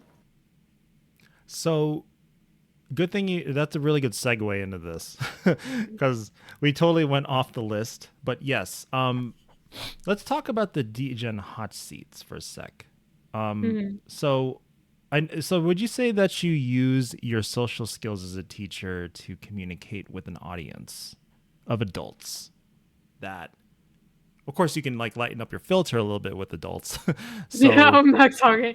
I do not talk about the things I talk on Degen Hot Seat with my students, just to be clear. good. Of course, no, I wouldn't think that. But what made you start the hot seat? What is your goal with that show? I know you don't really do it anymore, but like, what made you want to start doing that? So actually, he still streams, but not as often. Call sign Flip, who his name is Travis, and he was a piano player on Twitch, and he's like a devout Christian, but very open Christian, but like very much like, don't have sex till marriage type of Christian. Oh. And he was like, but he was very cool. And he was like, he's like, I love coming to your stream because I think even before Degen Hot Seats, like I just talked, right? Like I did a lot of just talking, just chatting. Yeah. And he's like, I would love just to have a conversation with you. Would you be down to like doing that? And he's like, we could do it on your stream because his stream was like music playing and he was like very PG. Mm-hmm. And I was like, yeah, let's do a Degen Hot Seat. And that's kind of what started it. And we just talked about it. And then I had someone else who, so Laura Wiley, who's also, she doesn't really stream much nowadays either, but she was like, I saw you and Travis doing that. I want to do that too. And then Laura and I did it. And then it just became this thing. I think it was weekly when I first started it because this was like right in the height of COVID and everything. So people were home and it just became Degen Hot Seat. And we just would talk to people. And a lot of these people I had been talking to, I was, constant on their stream and they would come on my stream. And so it was just a lot of getting to know people in the community. So sometimes they weren't even streamers. Like it was just people in my community who I was like, oh, let's get to know you a little bit more. Like, I want to get to know you more. Like, besides just your screen name and talking in a chat. And, it was called Degen Hot Seat because we talked about, 18 plus things. But this was during the height, again, during COVID, where I was starting to stream at like 11 p.m., 1 a.m., and like going till unhealthy hours in the morning. And obviously, that kind of started to dwindle when work became more constant and I had to be awake and I'm getting older and like, and then I was in a relationship, so I wasn't going to spend all night, doing that and then like being exhausted when I saw my girlfriend type of thing. So they kind of filtered out. And then, it also got to a point where we kind of went through a lot of people and it was like, okay, there's really not much. And not that I didn't want to do it. It was just more of like, I don't have the energy, unfortunately, right now to do this or stay up because when I do something, it's like I'm an all or nothing person. And if I felt like I couldn't give my all to these things, then like I didn't want to do it because I felt like it would be a disservice to be like, oh, I can only talk for an hour and a half right now. Yeah. Because I just am very tired and I have to teach in the morning and I'm going through things and I can't fully be there. Like I didn't want to do that to someone. Like, and then they would compare it to the past or whatever. Yeah, that's kind of how those started. Wow. So it started off with someone wanting to have a conversation with you like we did. It's like, I can relate to what Travis wanted. It's like, I always found you an interesting, it's like, I feel like we have so much in common. Like, I would love to have a sit down conversation with you, Britt. Like, here we are finally. And I think it started too because he, I consider myself a Christian. And I think that's a really, like being a lesbian Christian is such like, it seems like an oxymoron kind of type of thing that it was like, let's have this, but it came from a place of like not judging. It was just, let's talk. Yeah. And same. Like not even to debate. It was just like, you're cool. I want to hang out with you. And I've never really hung out with someone like you before. Can we talk about like our faith and can we talk about this and how you view this? And it was really cool. It's like you just meet someone on here that you seem to have a connection with and you just want to sit down and get to know them. That sounds like what you had even with your community, right? Like when you had Allie on or whoever, like you want to get to know them more. It's like, especially during lockdown when life was a little lonelier then. So yeah, you definitely provided like a source of entertainment for yourself and for others. That's what I was kind of doing too. I kind of did it after lockdown. That's why I started the lounge, was because I wanted to get to know everybody more. And I figured something a little less awkward than a one-on-one Discord call. I'd say, hey, you want to come on the stream? Like, and like, did you ever have any ambition before as like any sort of talk show host ambition type deal? Like, oh, I watched this person, I wanted to do this. Like, did you have any inspirations that helped with that? Not necessarily. I think like the closest thing that maybe did, but it's a little bit different, is I was a big fan of Tech TV's X Play, which sounds like porn, but it's not porn.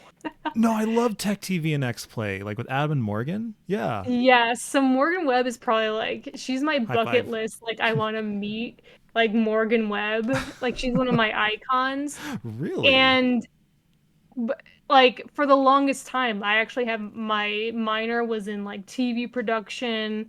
Like I know how Oh. to edit a lot of things. Like I'm pretty good with Adobe and Final Cut. Like I actually, because I loved video editing, because I wanted to be a co-host on XPlay, uh, and do like Morgan's job, which was like talking about video games and doing stupid skits, which is Mm-hmm. ironic because I saw the writing on the wall, like when I was getting to college, that like with the internet and everything, that shows like this were not going to exist anymore, which made me sad. Like they had a golden age, but it was very short-lived, Mm-hmm. because of the way technology was moving. Yeah. And so I didn't pursue that, but it's funny because it kind of became this. Like I don't review video games, but I talk about things. I talk about video games and I have stupid alerts that you can play on my channel that are stupid skits that I made, that, so Mm-hmm. it kind of worked out in that way.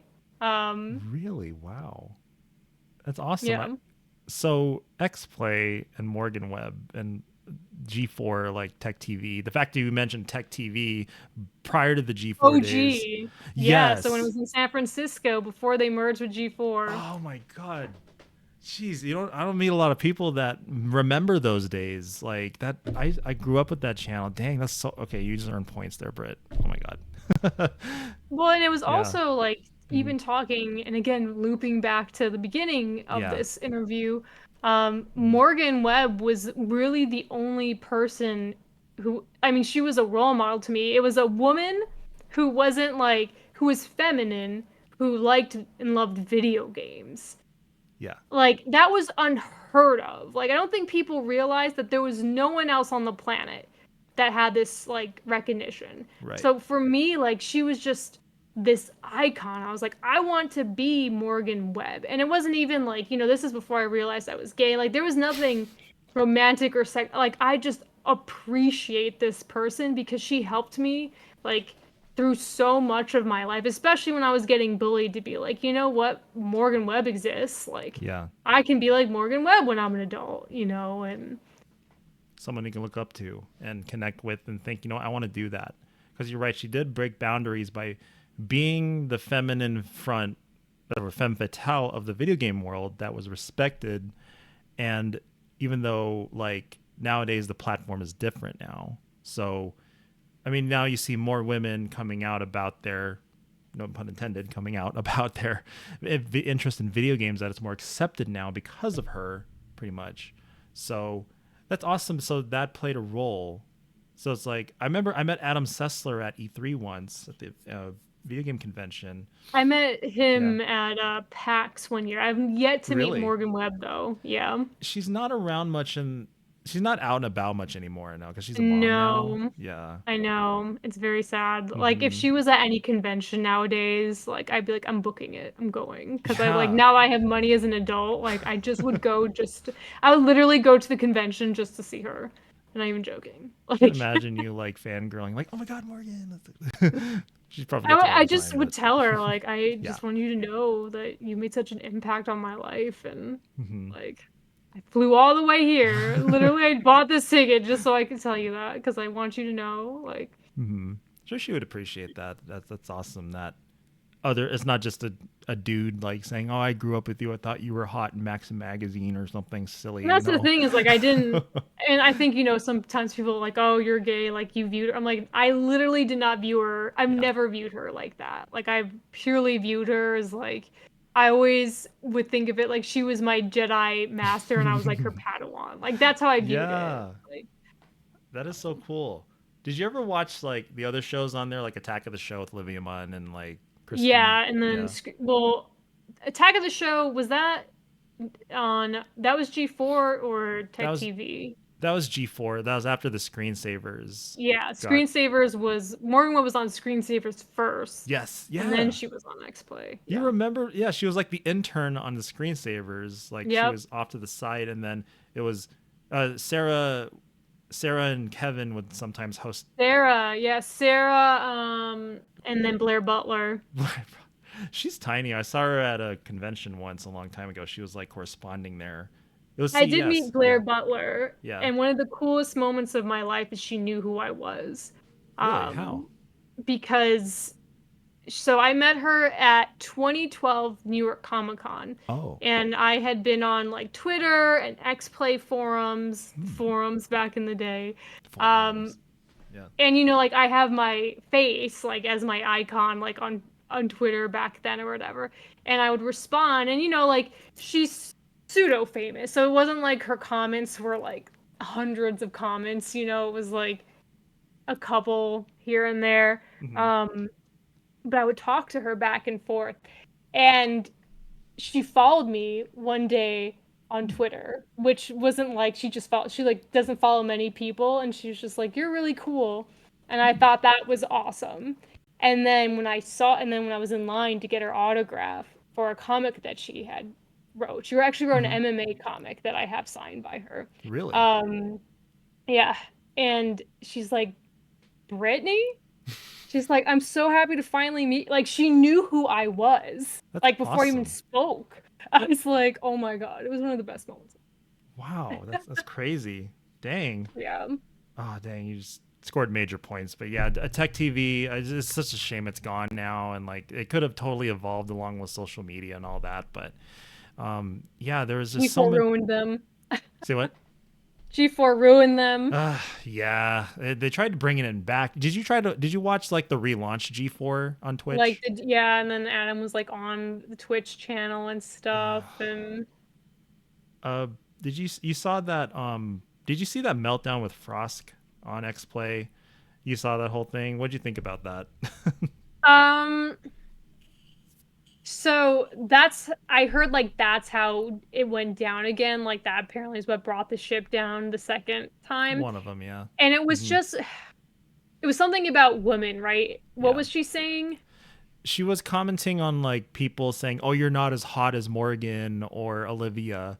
You know, like we don't want to see you talk. Like we want hotter chicks than you." And she was basically letting the trolls in chat, giving them a voice, and you know, having a meltdown on stream, saying like, "Oh, like we're not here for eye candy. We're here because we have a job here to provide free entertainment for you," and all this shit, like all this sexist stuff. Okay, and then because I remember there was like a clip where she was sitting on a couch with all the other hosts, right? And then she was. I honestly remember watching it though and being like, "This isn't that big of a meltdown as I thought it was going to be," and I was kind of like. What did you think? I maybe am like forgetting it wrong though. I just remember that's what the catalyst was, but yeah, because I don't disagree with her. Like me neither. Yeah, it's like because she's gay, she's a lesbian too, and they were saying like that people don't want to watch it, and then people were getting upset because they're like, "Oh, you really think that we think that? We're not gonna watch it or something like that." I don't know. Yeah, I felt like she was kind of generalizing in a way because like not everybody cares that you're gay or that you're a woman. It's like just the fact that she was giving the trolls a voice, and when Olivia and Morgan never gave into that, they ignored the trolls. They didn't go on the air and talk about, oh, this guy said this and that about me and sexualized me, which oh, I didn't mean to do that. Yeah, I feel like just joking about it would have just been like. Right. Like just mention it. Like if she wanted to mention it, just being like, oh yeah, you know me, big old lesbo. Right. It's like Olivia and Morgan handled it the right way. They embraced their hotness. There was a segment on Attack of the Show called Olivia's tits or something like that. I don't know if you remember that. It's like you're feeding into them. You're giving them what they want. It's like I don't know. So I was going to ask you. I agree with kind of that. I mean, that was very sexist. Like looking like that would never happen today, right? That's what I was saying too earlier. Like the early 2000s, like shit would never fly today. Yeah. Like with what they were doing, and it was like if I was on that, like if I'm on there, and like they talked about my breasts like on public television, I would be like, what the fuck? Like, Well, obviously, the producers would go over it with you, like if you're cool with it, like. but I don't think people realize Mhm. that a lot of times it's like, what are you gonna say when they're the boss? Mhm. Like, don't do that.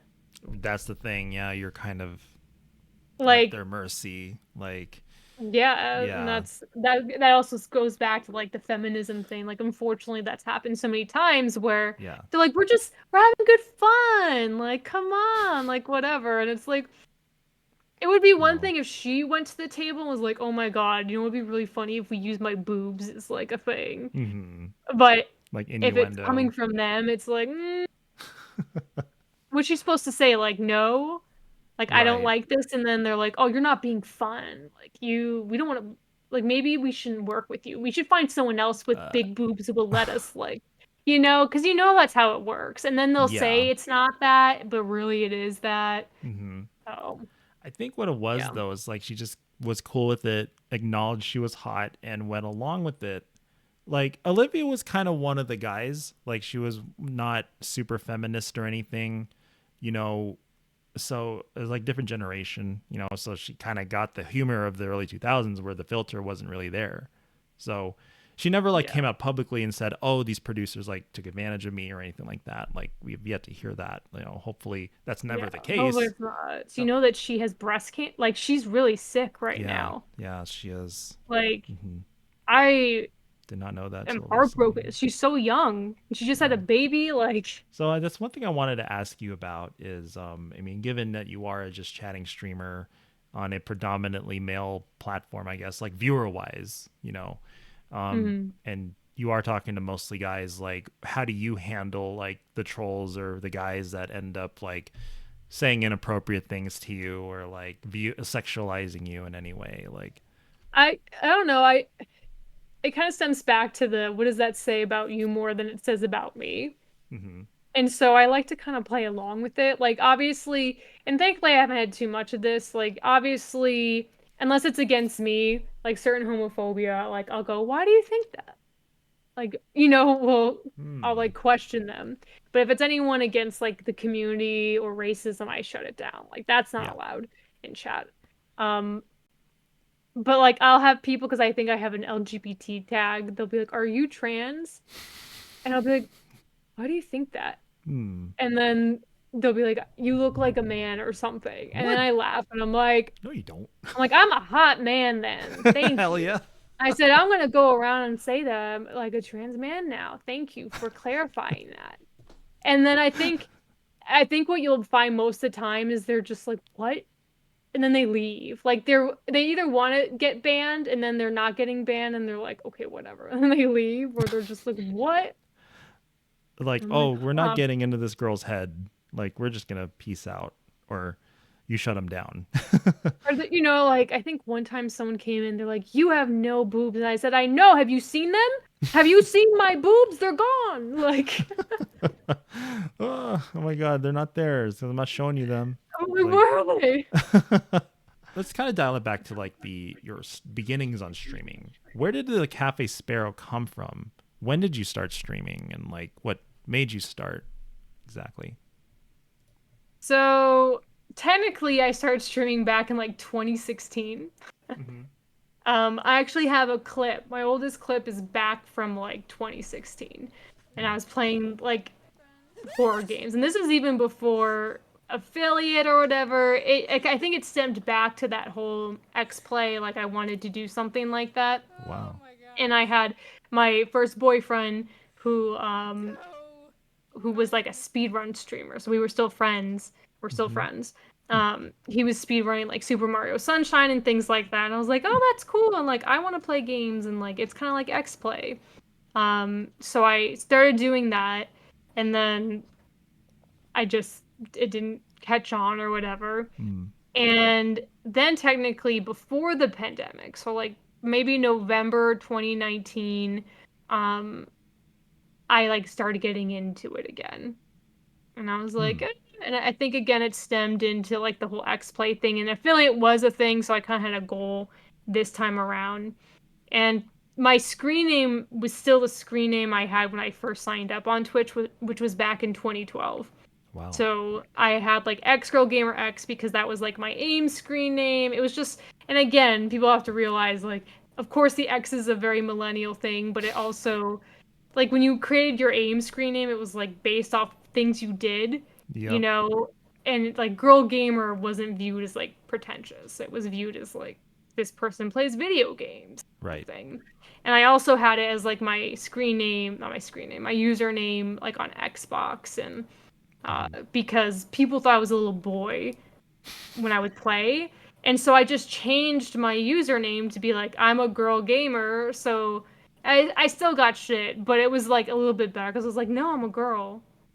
Like, actually, I am a girl playing video games. But of course, like this time around, like now in 2019, it sounds pretentious. You're like, I'm a girl gamer. Like, you should watch me, blah, blah, blah.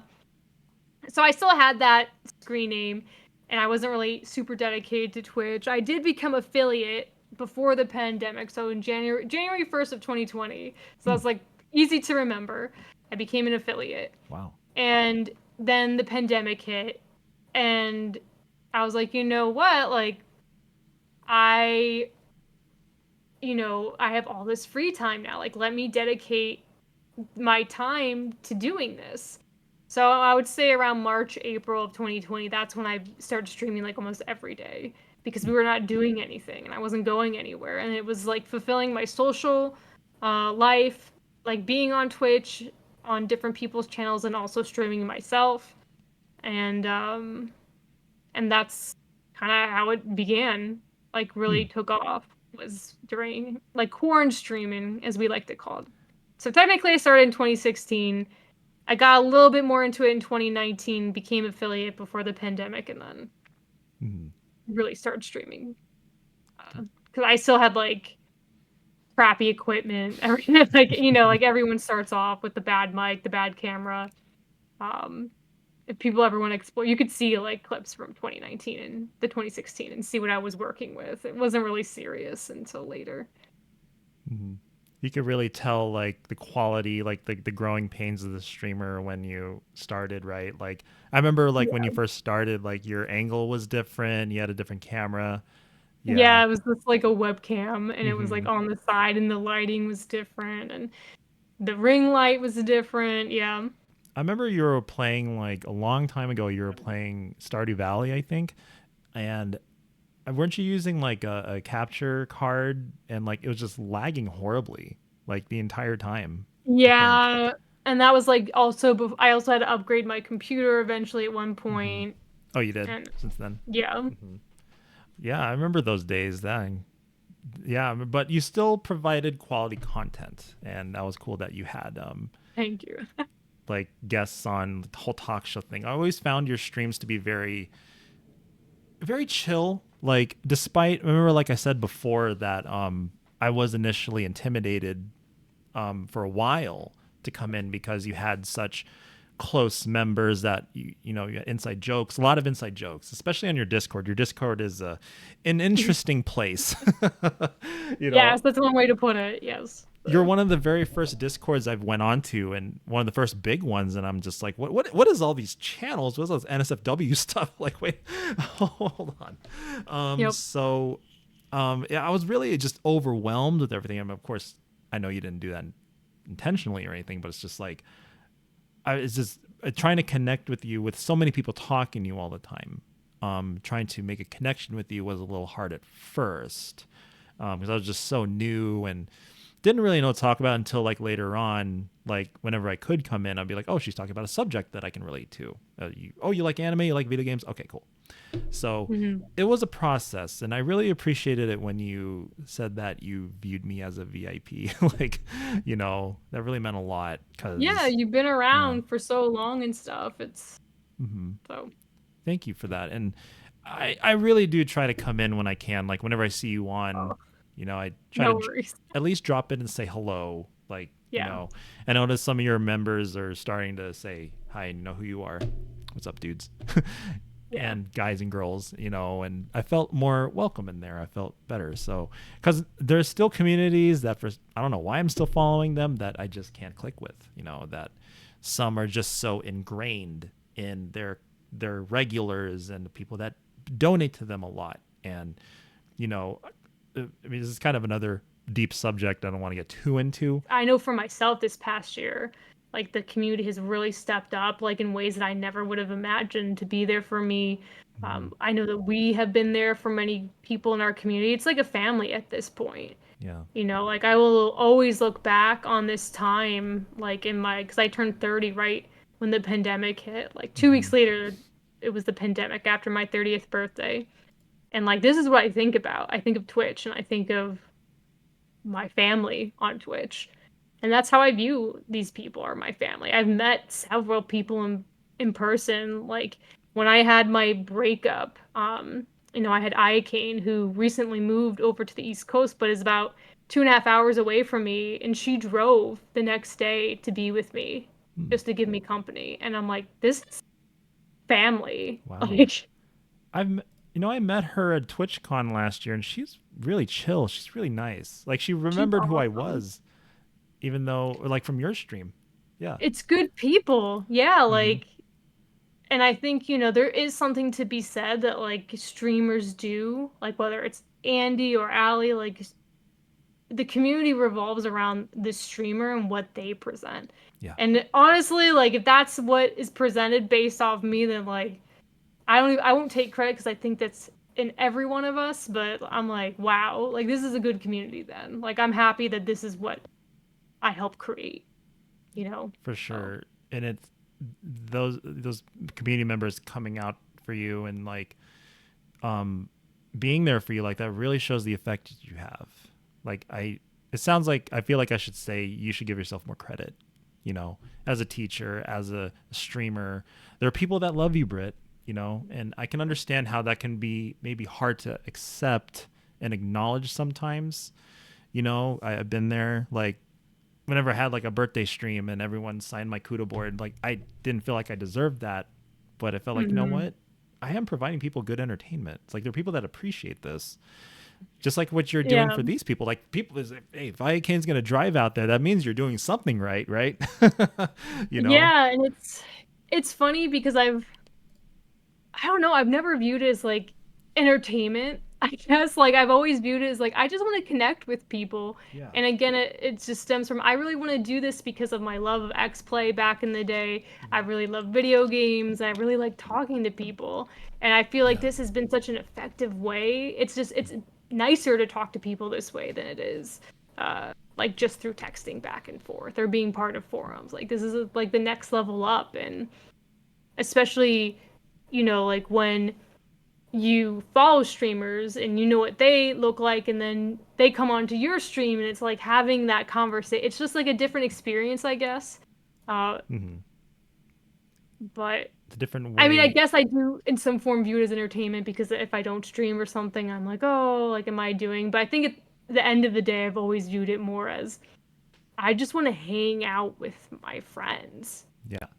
And like, you really do give off that chill friend vibe who is just so down to earth, and this is coming from a community member to you, is that you don't give off this toxic, intimidating ooh woo, like you got to give me gifts and stuff, and you don't have your tits hanging out or like dress provocative. We want the chill person that we can relate to and talk to about whatever, and that's what you definitely offer.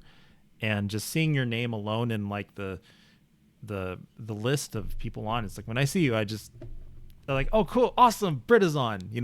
I don't feel that way about a lot of people. It's like, not to discredit anybody else, no problem. So yeah, that I feel like you definitely deserve the love that you receive. And here you are on the lounge. I don't bring just anybody on here, so thank you. I've always viewed you as someone that I would love to talk with and chat with. But thank you for sharing that, by the way. That's going to be part of a kind of a clip show episode later on. So the next one is kind of on the subject of streaming. What has streaming ever had any sort of negative effect on your life? Like, I mean, you mentioned that Annie didn't really mind that, but like, have you ever has a friend ever hit you up and said, "Hey, you want to hang out?" or "I need you, Britt," like, but then you say, "Oh, I'm going live in like 2 minutes. I can't." Has that ever happened to you in any way or anything like Um, situation like that? I mean, there's been situations where I've been streaming and it's never been like it's affecting anything. It's like there was one time my mom called to tell me my grandmother was in the hospital and I was in the Oh, middle of streaming. yeah. So it wasn't like I know that doesn't relate really to the question, but I can relate to it like where I was like, oh, like I'm in the middle of streaming and like I had to be right back, like screen on for like 15 minutes and I didn't at the time I didn't know what the phone call was when I Hmm. went off to pick it up. Uh so there's been like instances like that or when Annie had needed me for something and again it wasn't like I need you right now and because if that was the case I would just go on stream and be like guys I have an emergency I have to go right now I'm sorry Yeah. and I feel like people would not be upset um but I've had instances where I'm like oh I have to be right back screen up for a bit because I have to deal with this and then I'll be back Mm. um but in terms of like streaming my life negatively um I think the most negative has just been with my family. Oh. They just don't understand like what streaming is. They view it very much of like webcam girls or something like that, and they don't understand what sh like what streaming is. Like, and they're not wrong in the aspect that there definitely are streamers that, like you said, they do ooh and like, give me money, give me gifts, like, and they're like, oh, aren't I so pretty? Like, please give me money. Like, and that does Yeah. exist, but that's not like why I stream. And like they just don't understand and it's like the same thing that they never understood like video games or things like that with me. Like they don't understand the community aspect of it. They don't understand like my love of tech TV and X-Plane, like putting that into real life and like they don't understand that it's like, yeah, primarily I do this to hang out, but of course, like as any streamer, like you make alerts and things like that and like people pay for them and it's supposed to be like because I did, like as if I was working for X-Play or Tech TV you would get paid for that job too, and it's Hmm. like a part-time job, but you don't expect it. I think that's the difference. It's nice. Like I feel like half the time I show my alerts for free anyways because I'm like, I just want to show you this thing I was working on. Oh And man. I'm really bad, and then I'm like, whatever. Wow. Uh, So they view cam. I get where they're coming from with like seeing you as a cam girl because they're yeah, giving like you I get money. it, Yeah.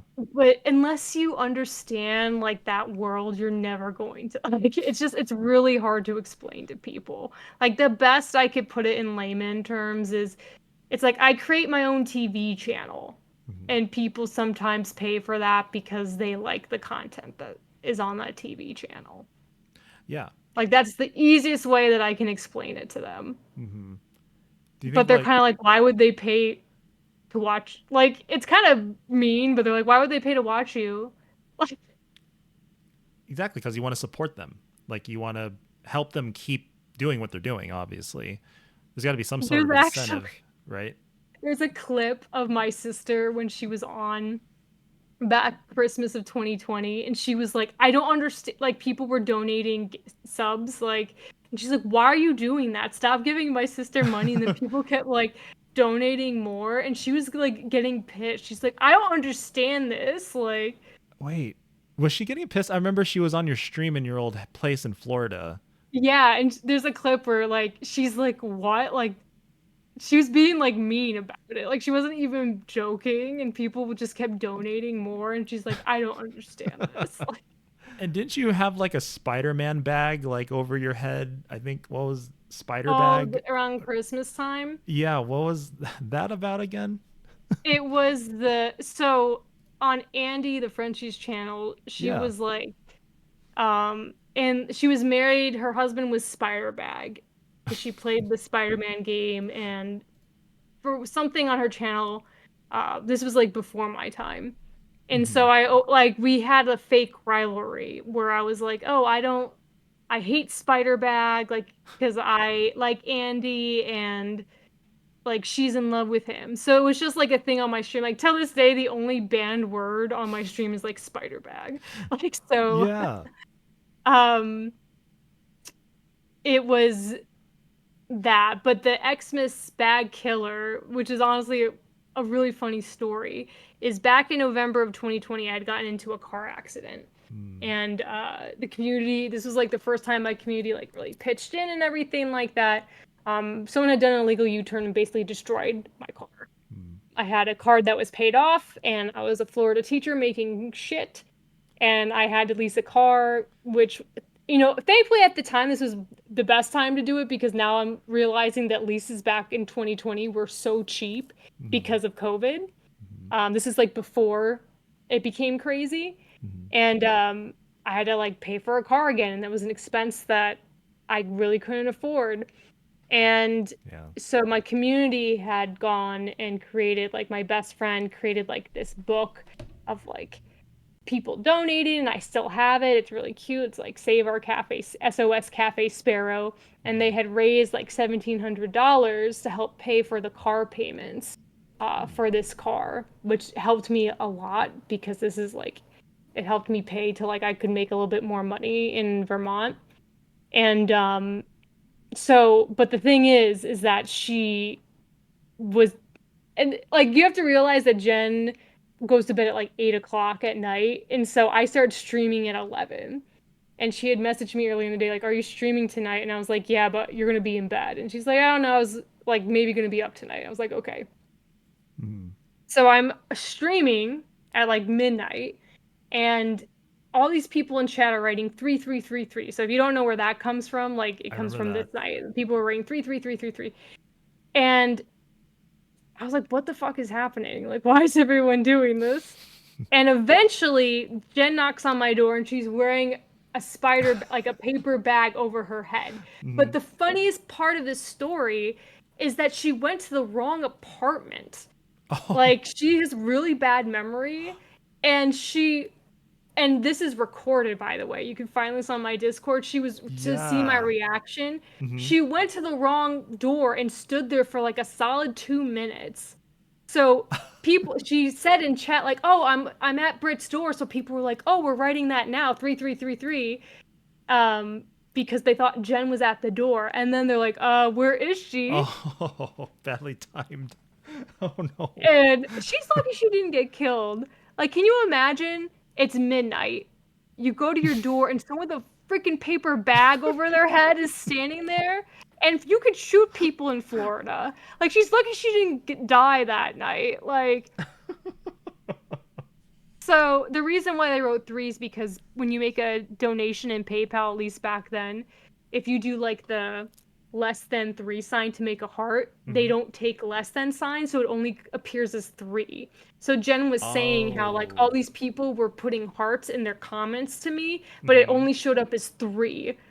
And she was like, "Why are people writing 3?" And then she realized, so then that's where the 333, it's supposed to be like our heart in CafeSparrow language, back to that night when you can't write like less than signs in PayPal. Oh, okay. So it's like, I thought it was like something, a cryptic thing.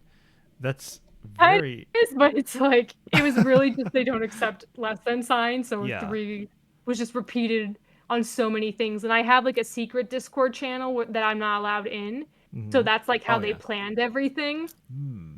And so that's and I had the secret channel because Andy had the secret channel, and we would like, as her mods and stuff, we would do things like that. So when I created my Discord, I had my mods go, "We want to do something similar. Can we like do that for you?" And I was like, "And you just can't come in." I was like, "Fine."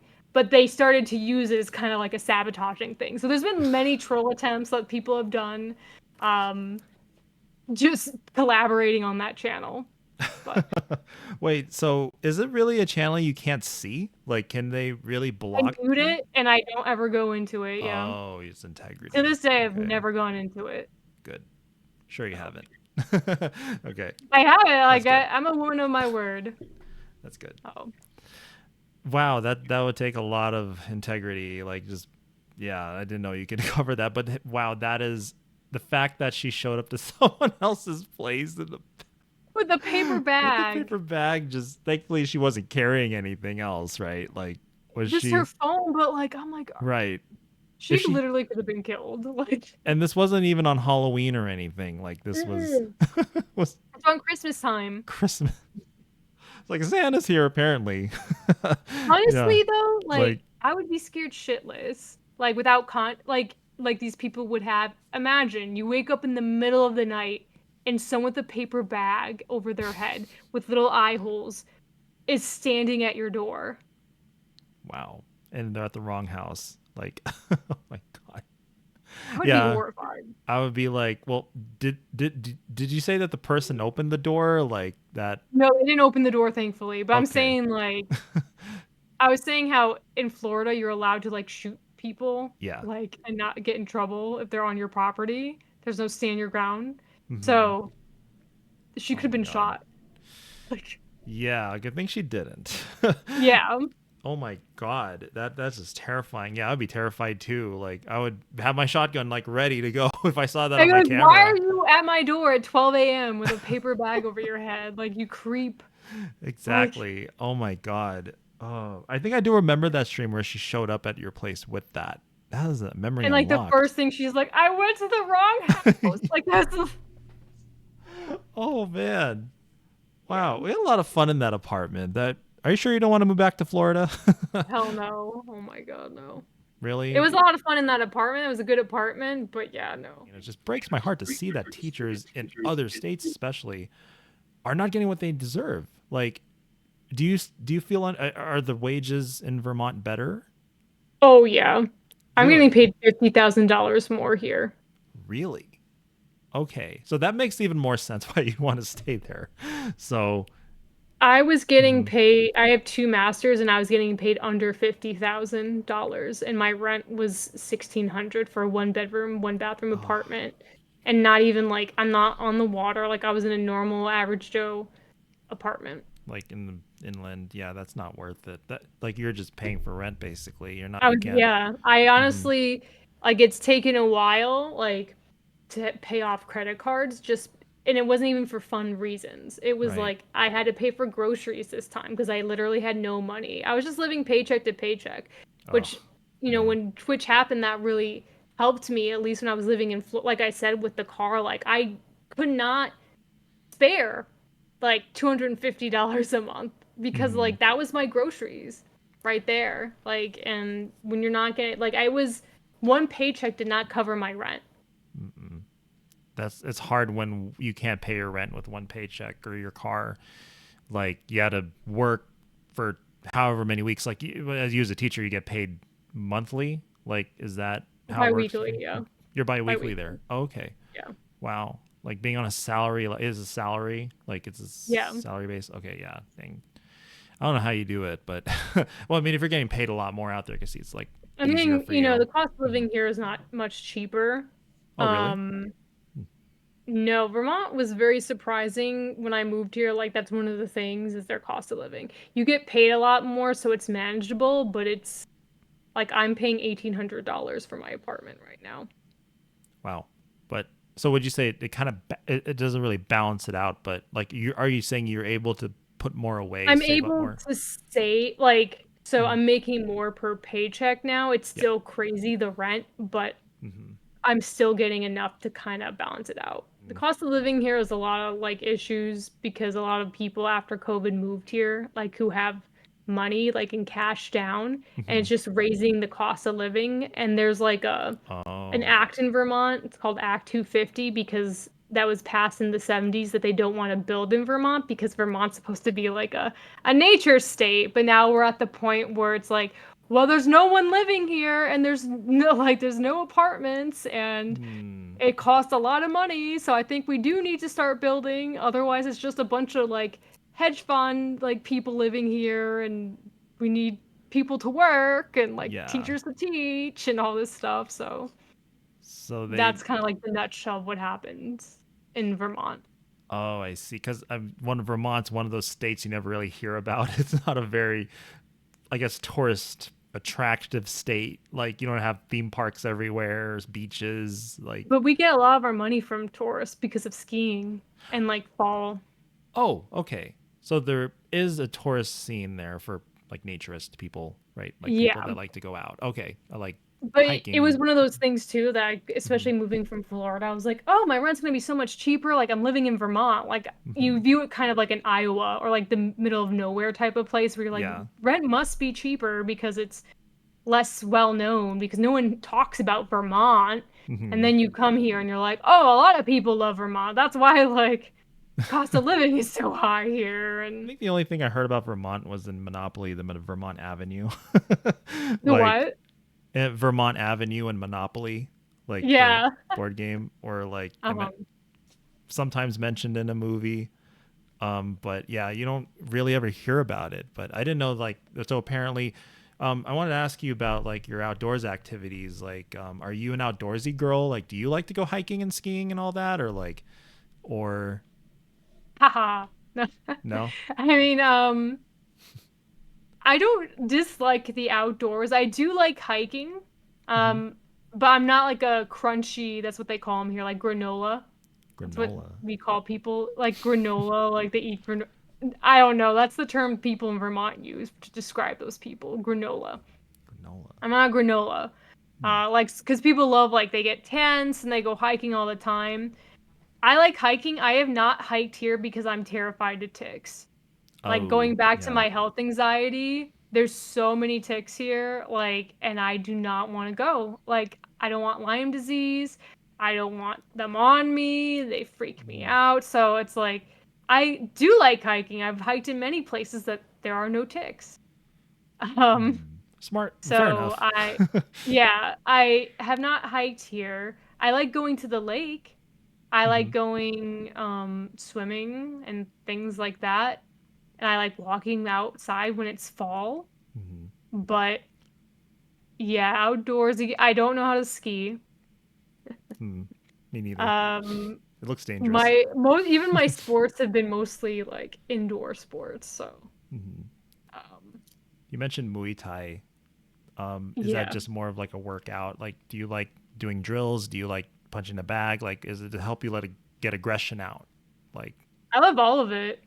And hmm. it's funny, like it's not even like I'm because people have asked me that because they're like, "Who pissed you off?"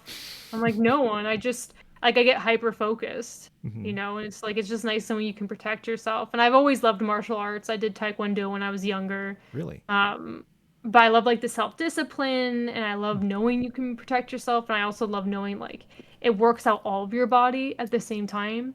Hmm. Um, It but is a yeah. full body workout. You learn discipline. Like, you really engage in that.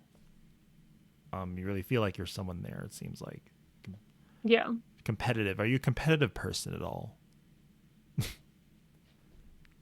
Yes and no. Hmm. Like I feel like I have my moments, like when I'm playing Mario Kart or whatever. Or, like when you're like, especially when you lose so many times in a row and you're like, God damn, like, why are you so good? Like, I just want to win once. I definitely get to that point sometimes, but I, I think when you think of competitive, I do not fit that definition though. Like, I'm Hmm. not super competitive. Right. Like, you're not trying to rank in any of the games you're playing, like, or in Oh Overwatch. no, like, No. I'm so bad at ranked stuff too. Like, Same. Yeah. I just, It takes the fun out of the game. It takes the fun out of anything, pretty much. exactly. And then people become so obsessed. I'm like, no. Hmm. You passed me up, blah blah blah blah blah. It's like, what? It's like, you did this and that. It's so toxic. It's just, you don't want to have to deal with that when you're playing a game. You're there to have fun. you know. Exactly. Yeah. So, but yeah. So I noticed you haven't really been playing very many games on stream lately. Is that gonna change soon? Are you gonna have community nights again, or like, do We actually you? have a community night coming up this Saturday. Oh, Um, cool. but yeah, I'm trying to like I think in general I do mostly just chatting Hmm. because I do find that when I play games, um, it is kind of like an escapism for me. So sometimes being able to chat and not like and focus on the games a little bit too much for me. Like I use it as my own me time Hmm. type of thing.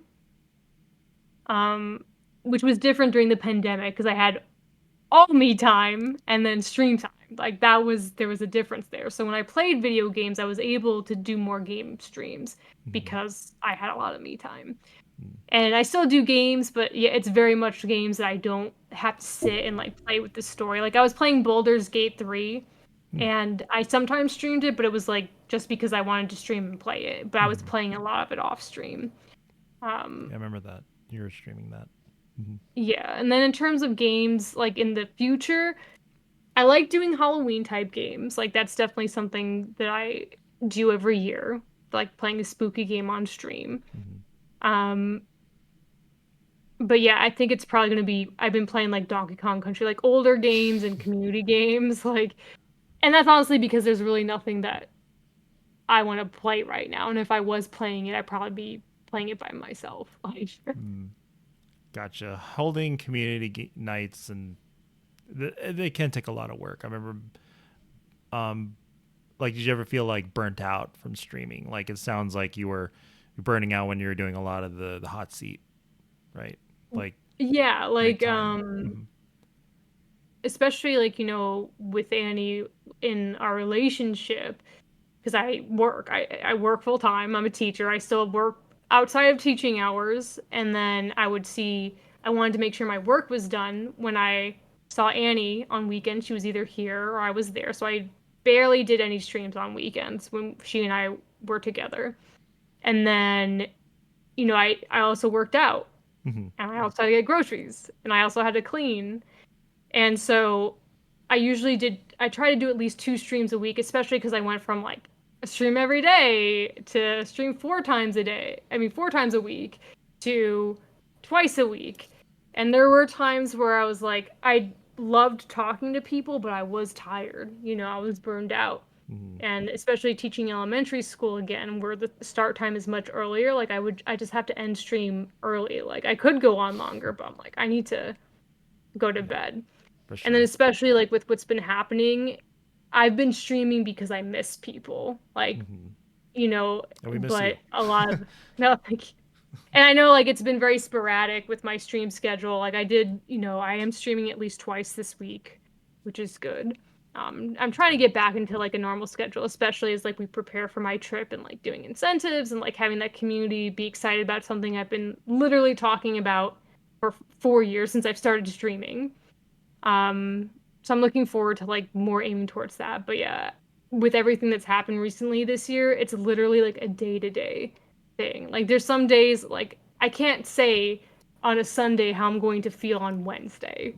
Like I just have to be at Wednesday and be like, can I stream or am I going to just cry or do I need to be alone right now or do I need to go out of like my home which has a lot of memories of Annie and like be with friends to distract me? Do I need to mourn my grandmother because I was thinking a lot about her today? Or can I like distract myself? So it's been a lot of I have to base it second by second. For And sure.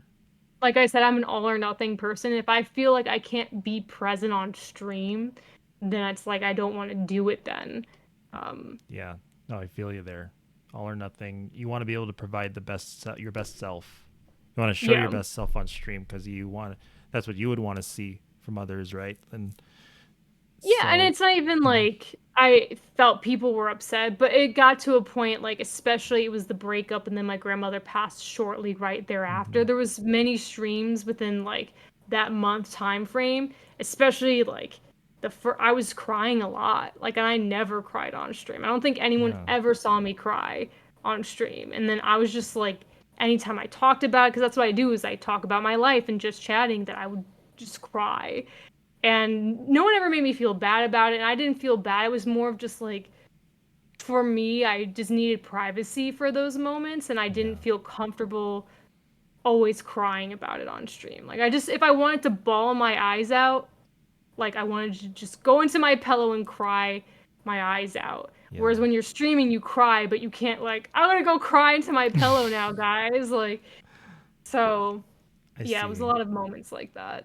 The fact you were able to stream it all during that time, like that's bravery. Like, you know, I went through a couple losses recently, like during my time on here, and I had like an anniversary stream scheduled. My friend passed away, and I just dropped everything. I was like, guys, I have to cancel this. Wow, the fact that but it seems like you have that community. It seems like you needed that time with your friends, so it's understandable. So it seems like you're a little you're a little more open about your feelings.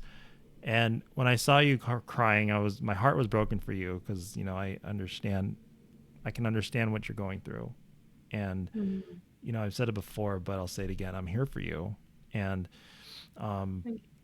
there is no grievance is forever.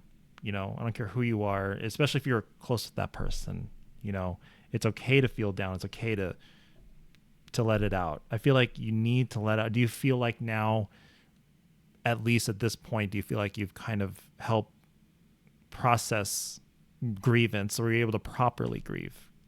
Yeah, I mean, I'm sure as you know, like you have waves, right? Yeah. I'm not as you can only look back and go, at least I'm not like I was this day, like right when it happened. Yeah. And you view that as like success because you're like, okay. Yeah. And I know I'm gonna have moments where it will come back, whether it's my breakup or my grandmother's passing. Like there'll be holidays, there will be birthdays. I mean, and both of those unfortunately will affect me, at the same time because they both kind of relate. It's a relationship. It's a death, a literal and a figurative one that I have to face for a first time without both. So I know I'm going to have those moments. But I know like my community knows that, and like I never had like, oh, I need to stream or people are going to stop following me or they're not going to like me anymore. I've never had a moment like that. It was more, if anything, like I had so many of the people in the community checking in on me daily. Like people who I would never expect. Really? Like were just checking in on me. People even from like Andy's stream were like, hey, I heard what happened. I ordered you food. And I was like, what? Cool. Like, that's so sweet. Like, it sucks because I'm the type of person that has no appetite. And so I felt really bad because a lot of it went to waste because I just literally could not eat. Like, my stomach was so upset. But, that's still nice of them, though. That's awesome. I mean, it was the thought. Yeah. I was like, wow. Like, dang. That's awesome. I mean, that stuff means a lot to me. Like, that's kind of what the whole point of my channel and just chatting is like that human connection. And like with you and like all these people, I was blown away by the kindness. So you're doing because something right. I didn't expect it. It's sad. Like, not that I didn't expect something nice, but like I was not expecting the love that I got from people, and still, Oh yeah, no, I get that feeling. Like you had no idea that you meant this much to someone, and then they do something like that for you. That it really catches you off guard. So that's really awesome that people were there for you and still are. So, see, you are doing something right, Britt. You did do something right with us, and your music. Like, I notice once in a while you'll break out the guitar and play something. Yeah. But you have not done in a while, have you? Or I haven't seen you play that in a while. Like, have you... So sometimes I do it for, like, people's birthdays, but I have a channel redemption where I have to do a music stream, and it has to be redeemed. And it's one of those things because it's funny because I think a lot of people know me from music streamers. I'm, like, a big... At least like at the beginning of like COVID, I was a big staple within the Twitch music community. Yeah. I don't know why. Like it was just the communities I was a part of. I love music and I play music, but I'm not a musician. Like in terms of the extent that these streamers are. So I was like, if you want me to play music, then you're gonna have to redeem it, type of thing. So every once in a while, people redeem it, and I'm always like, oh God, because it's funny to me because I can just imagine someone not knowing my channel and being like, a music stream? Who's this? CafeSparrow? Which I just realized I didn't tell you about CafeSparrow. Oh, yeah, the name. But, and then they're like, I feel like I'm truly mediocre. Like, I'm not saying that to be, like, I have an okay voice and I can play okay. But in terms of, like, everyone else, it's not the same level. So it's not the same experience as you clicking on another music channel, but it's like, all right, if you want me to play music, you redeemed it. I'll humor you, type of thing. Mm-hmm. But yeah, every once in a while, we redeem it, or I'll play it during a hype train or something. But Okay. Yeah, I noticed that redeem, isn't it like 2 million points or something ridiculous like that? it's like I think it's 70,000 Mm-hmm. or something. But I think I might have that much. I'm gonna check. lol, you want me to do music stream? Yes, please. Uh, Give us your best I alley mean, I impression. I don't mind. I just always forewarn people. I'm like, this is not the same music channel. Like, this is not a music stream. Um, but yeah, back to like Cafe Sparrow. So I had the name X Girl Gamer X, Yeah. and I was like, I need to change that because now it's too pretentious in this day and age. When in reality, it was literally an AIM screen name, and I used it for everything, and that was the time it was made. Mm-hmm. And I was contemplating for so long what to like name myself, and I think like every time I was streaming, I was drinking some caffeinated beverage, whether it was coffee or tea or like a Celsius. I'm a big Celsius drinker. Hmm. Not at night anymore, thankfully. But and then sparrows have always been kind of like a spirit animal for me. There's just something like simple about sparrows, how you can find them everywhere in the world, and they're simple yet like cute, like creatures, and they fly, and uh, like they're one of the only monogamous animals. They mate for life. So I've always just been like, I'm just a sparrow. Like they're not like a parrot where they're flashy. They're not anything spectacular. You can find them everywhere, but I'm like, I'm a sparrow, and I like caffeinated beer, so I'm Cafe Sparrow. So you pretty much like you think you related to this animal like in a way, and Yeah, and I like the Mhm. simplicity of it. And there's just so many texts and literature that reference to sparrows in these ways Mhm. that like kind of, refer to them. Hmm. Like the Bible references sparrows in that way. Uh, there's Hmm. been many poems that reference the sparrows, and it's all with the like underlining theme of they're like everywhere in a simple bird. But So kind of going back to your Christianity mentality, is that right? Is that fair to put it that way? Like, are you a I mean, Christian? I didn't. Like, I'm just saying, like, it's used in the Bible too. Like, you can right. find it in so many texts, like sparrows, but it wasn't because of the Bible that I used sparrow. Oh, okay. Gotcha. Yeah. But you said you made for life, so you seem like a very dedicated person. It's like Like, a romantic, yeah. yeah, It's romantically more the dedicated. romanticism than a Christian thing, but yeah. What's the story behind your pets?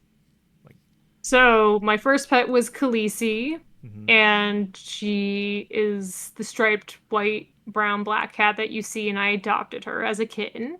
hmm Buddha is the orange cat that was sitting on my bed for most of the interview, and who I just let out of my room. hmm And he was adopted, but he was like, "Oh, they're going to kill him like in hmm 12 hours and euthanize him like unless someone adopts him." And my girlfriend at the time and I adopted him, and then when she and I broke up, it was like Khaleesi and Buddha had become such buddies that we couldn't separate them, so I kind of got the cat in the breakup. And then Finn, I've always loved Scottish Terriers. I was always a big fan. And that was like another thing where it was like there was a puppy mill or something like that, and like they had broken like into like they had broken apart or whatever, and they're like these dogs have been like abused and they need homes. And hmm so I was like, I love Scotty dogs, so I adopted Finn, and it was like it just kind of felt like destiny at that point. And then Finn kind of has some problems in the head because of that. He's very hmm reactive on a leash, and he has to wear a muzzle, but otherwise he's a sweetheart. um but that's how I got Finn. And then Charlie is just my ex-girlfriend's dog, Gotcha. That's all he is. But who he's. I'm watching, who he and I, if you couldn't tell, have a very strong bond. hmm So whenever Annie's out of town and there's an opportunity to watch him, I take it because I love this dog too. So Aw. Yeah, having a pet together, I can imagine, would definitely help the bond a bit. You have something to be responsible for. I So, mean, and she yeah. had him before she dated me. It's more of Oh, like, yeah, we didn't adopt him together or anything like that. It's more of just he and I love each other. I can see that. Aw. Yeah. So So, did you say that your pets like are emotional support? Like they help you out? Like have they yeah, for been? sure. And I Yeah. mean, I grew up with animals. I love animals. I'm a big animal lover.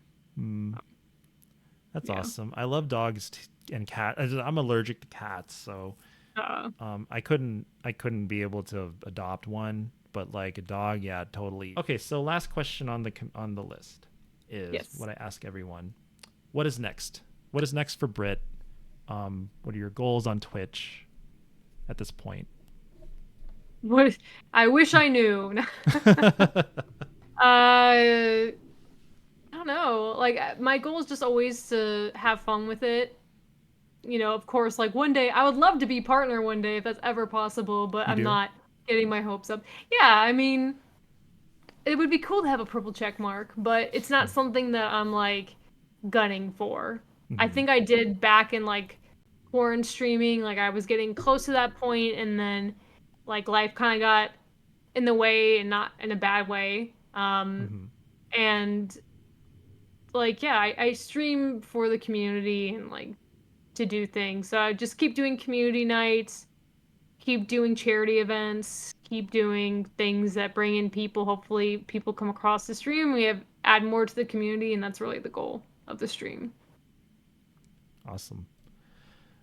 So you would think that like getting partnered, like you might have more of a, you wouldn't feel pressured to kind of live up to that, like because obviously if you're partnered, you're gonna be on the front page. You're I gonna think it's not even like a front. I just want the purple check mark because it's cool. because it looks Like, cool. yeah, like who doesn't want that? Like, Get a bigger split in the subs. I mean, it depends on how much you I rely mean, you on have to be that. really big for that, but yeah, like it's Yeah. just like to be like I did it. Like Hmm. it's an accomplishment. That's awesome. That's actually a good goal. It's always good to aim higher. That's very Yes. academic teacher of you. Always aim higher. Yeah. Don't settle, right? Because you're not a settler, right? No, I'm not. You don't Of settle and Catan really. or anything. No. Was it what? I'm not a settler of Catan or anything. Settler of The Catan. game, Settlers of Catan. Oh, No. totally went over mine. I Bad never board played it. game Growing joke. up in the '90s, we had some awesome music, some TV shows, movies, whatever. I wanted to touch base on that with your favorites because I noticed that's always a fun topic in your streams whenever you bring it up because you have a lot of millennials in there. So, first off, let's start with the music. What were you rocking out to back in the day? So in the 90s, so that was like from ages 0 to 10 for Mm-hmm. me. I mean, I think everyone kind of just listened to what their parents listened to. So there was a lot of 90s dance that I still love today. Mm-hmm. My parents were fans of Celine Dion, so we listened to a lot of Celine Dion in the later 90s. And then I would usually get like the soundtracks to movies like Pokemon the first movie and things like that. Nice. Like, so I discovered a lot of different bands from that. And then I was a Backstreet Boys person. My sister really liked Britney Spears and the Mm. Spice Girls and NSYNC. She had like the whole collection. And I think, back then, if you had the CDs, like they, like you shared them kind of, Mm-hmm. like they were just played throughout. So I kind of listened through the wall. Movie soundtracks. You totally unlocked a memory with that. Like, did you ever have like the Disney movie soundtracks, like Lion King and Little Mermaid and Yeah, so I would Hercules? listen to a lot of Epic, and like I remember before I had a CD player, we would get the CDs, and I would literally sit in like the living room and put in the CD that was like on the surround sound, and I would listen. I would just sit there and listen to music, like because you didn't have your own. If you didn't have your own personal device, that's what you did. Mm-hmm. Oh, Yeah, the yeah, Walkman. yeah. But before I had a Walkman, like I had to just sit in the living room and listen. Like put it at the tape deck. Did you have like that tall surround system in the living room? Yeah, so that's like what I would listen to, type of thing. Like the double deck cassette decks and stuff. Like did it have like a 5 disc changer at the bottom and the radio tuner? Did you have all that too? Yep. That was That was the shit to have back then. Like, and you hook it up to your TV and like you have surround system and you can listen to like you can watch TV in the surround system, like surround with those giant tall Yeah. like speakers. Oh god. Yeah, I feel like a lot Yeah. of people had the same system too. Mhm. Like I just remember almost everyone's home had it. But yeah, that's Mhm. what I would do.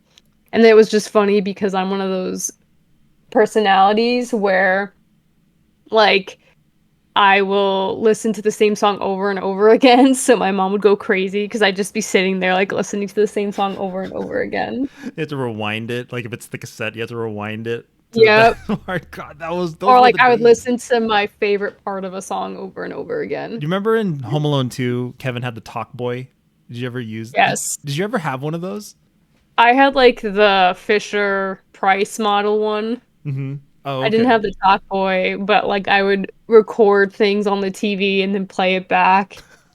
Like I remember recording like funny clips from the Rugrats or something and then playing it. Really? From TV shows? What other Nickelodeon shows? I mean all the classics: Doug, Rugrats, Hey Arnold, Cat Dog. Mm-hmm. Nickelodeon was very watched in my household. You know, you look back at those shows like Doug and Hey Arnold, especially that were like for older kids. Don't you think like those shows back then had much more emotion and meaning and morals? Oh yeah. I actually didn't like a lot of Cartoon Network shows back in the day because I thought they were stupid. Like, because a lot of the Cartoon Network shows were like Cow and Chicken, for example. Mm-hmm. Like they were dumb. Like they just did stupid things, and that was the whole episode of the show. Whereas like there were morals and story arcs and themes in a lot of Nickelodeon shows. Yeah, it seems like the writing at Nickelodeon was a lot more intricate. They had like real writers there versus Cartoon Network. They're just kind of, I think at the time when Nickelodeon was dominating, it was just Cartoon Network was kind of starting, so they didn't have very much of a writing department until like the later 90s when they had like Ed, Ed and Eddie, Powerpuff Girls, and like the more better shows, original Yeah. shows, not just like Hanna-Barbera or Looney Tunes reruns. And then like you'd have like a pilot of the Family Guy pilot, and like the Powerpuff Girls pilot even was on back in the day.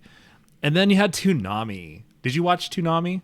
I was obsessed with Toonami. That was really what got me into Cartoon Network. I really didn't watch, besides Scooby-Doo, that was the only thing I watched on Cartoon Network.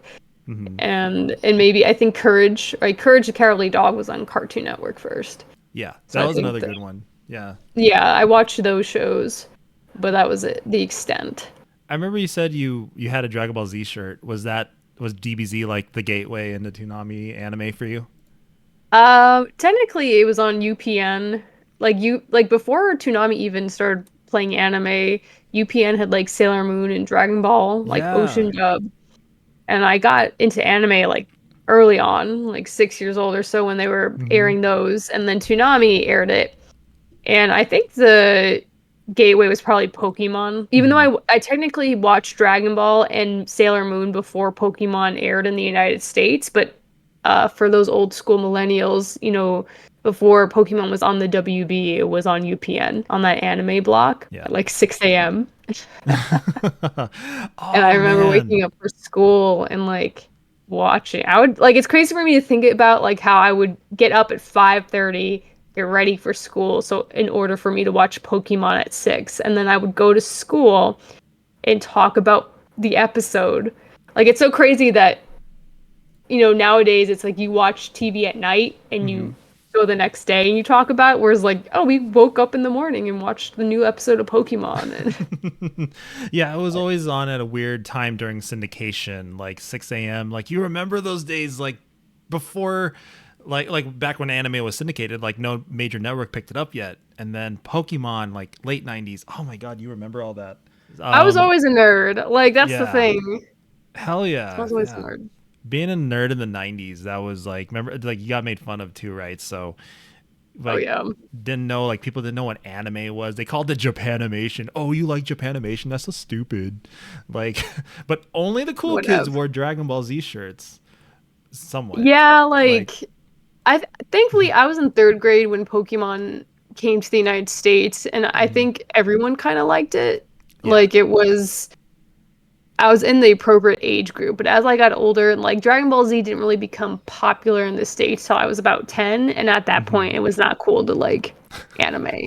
Like it was okay to watch it when you were a child, but then when you got to middle school, it was like you were not allowed to like. So It's like, oh, you gotta like MTV now and all this older stuff. It's like, yeah, we like that Yeah. stuff too, but like, yo, liking old I was stuff. made fun of a lot more for liking Dragon Ball Z than Pokemon. Really? That's interesting. Mm-hmm.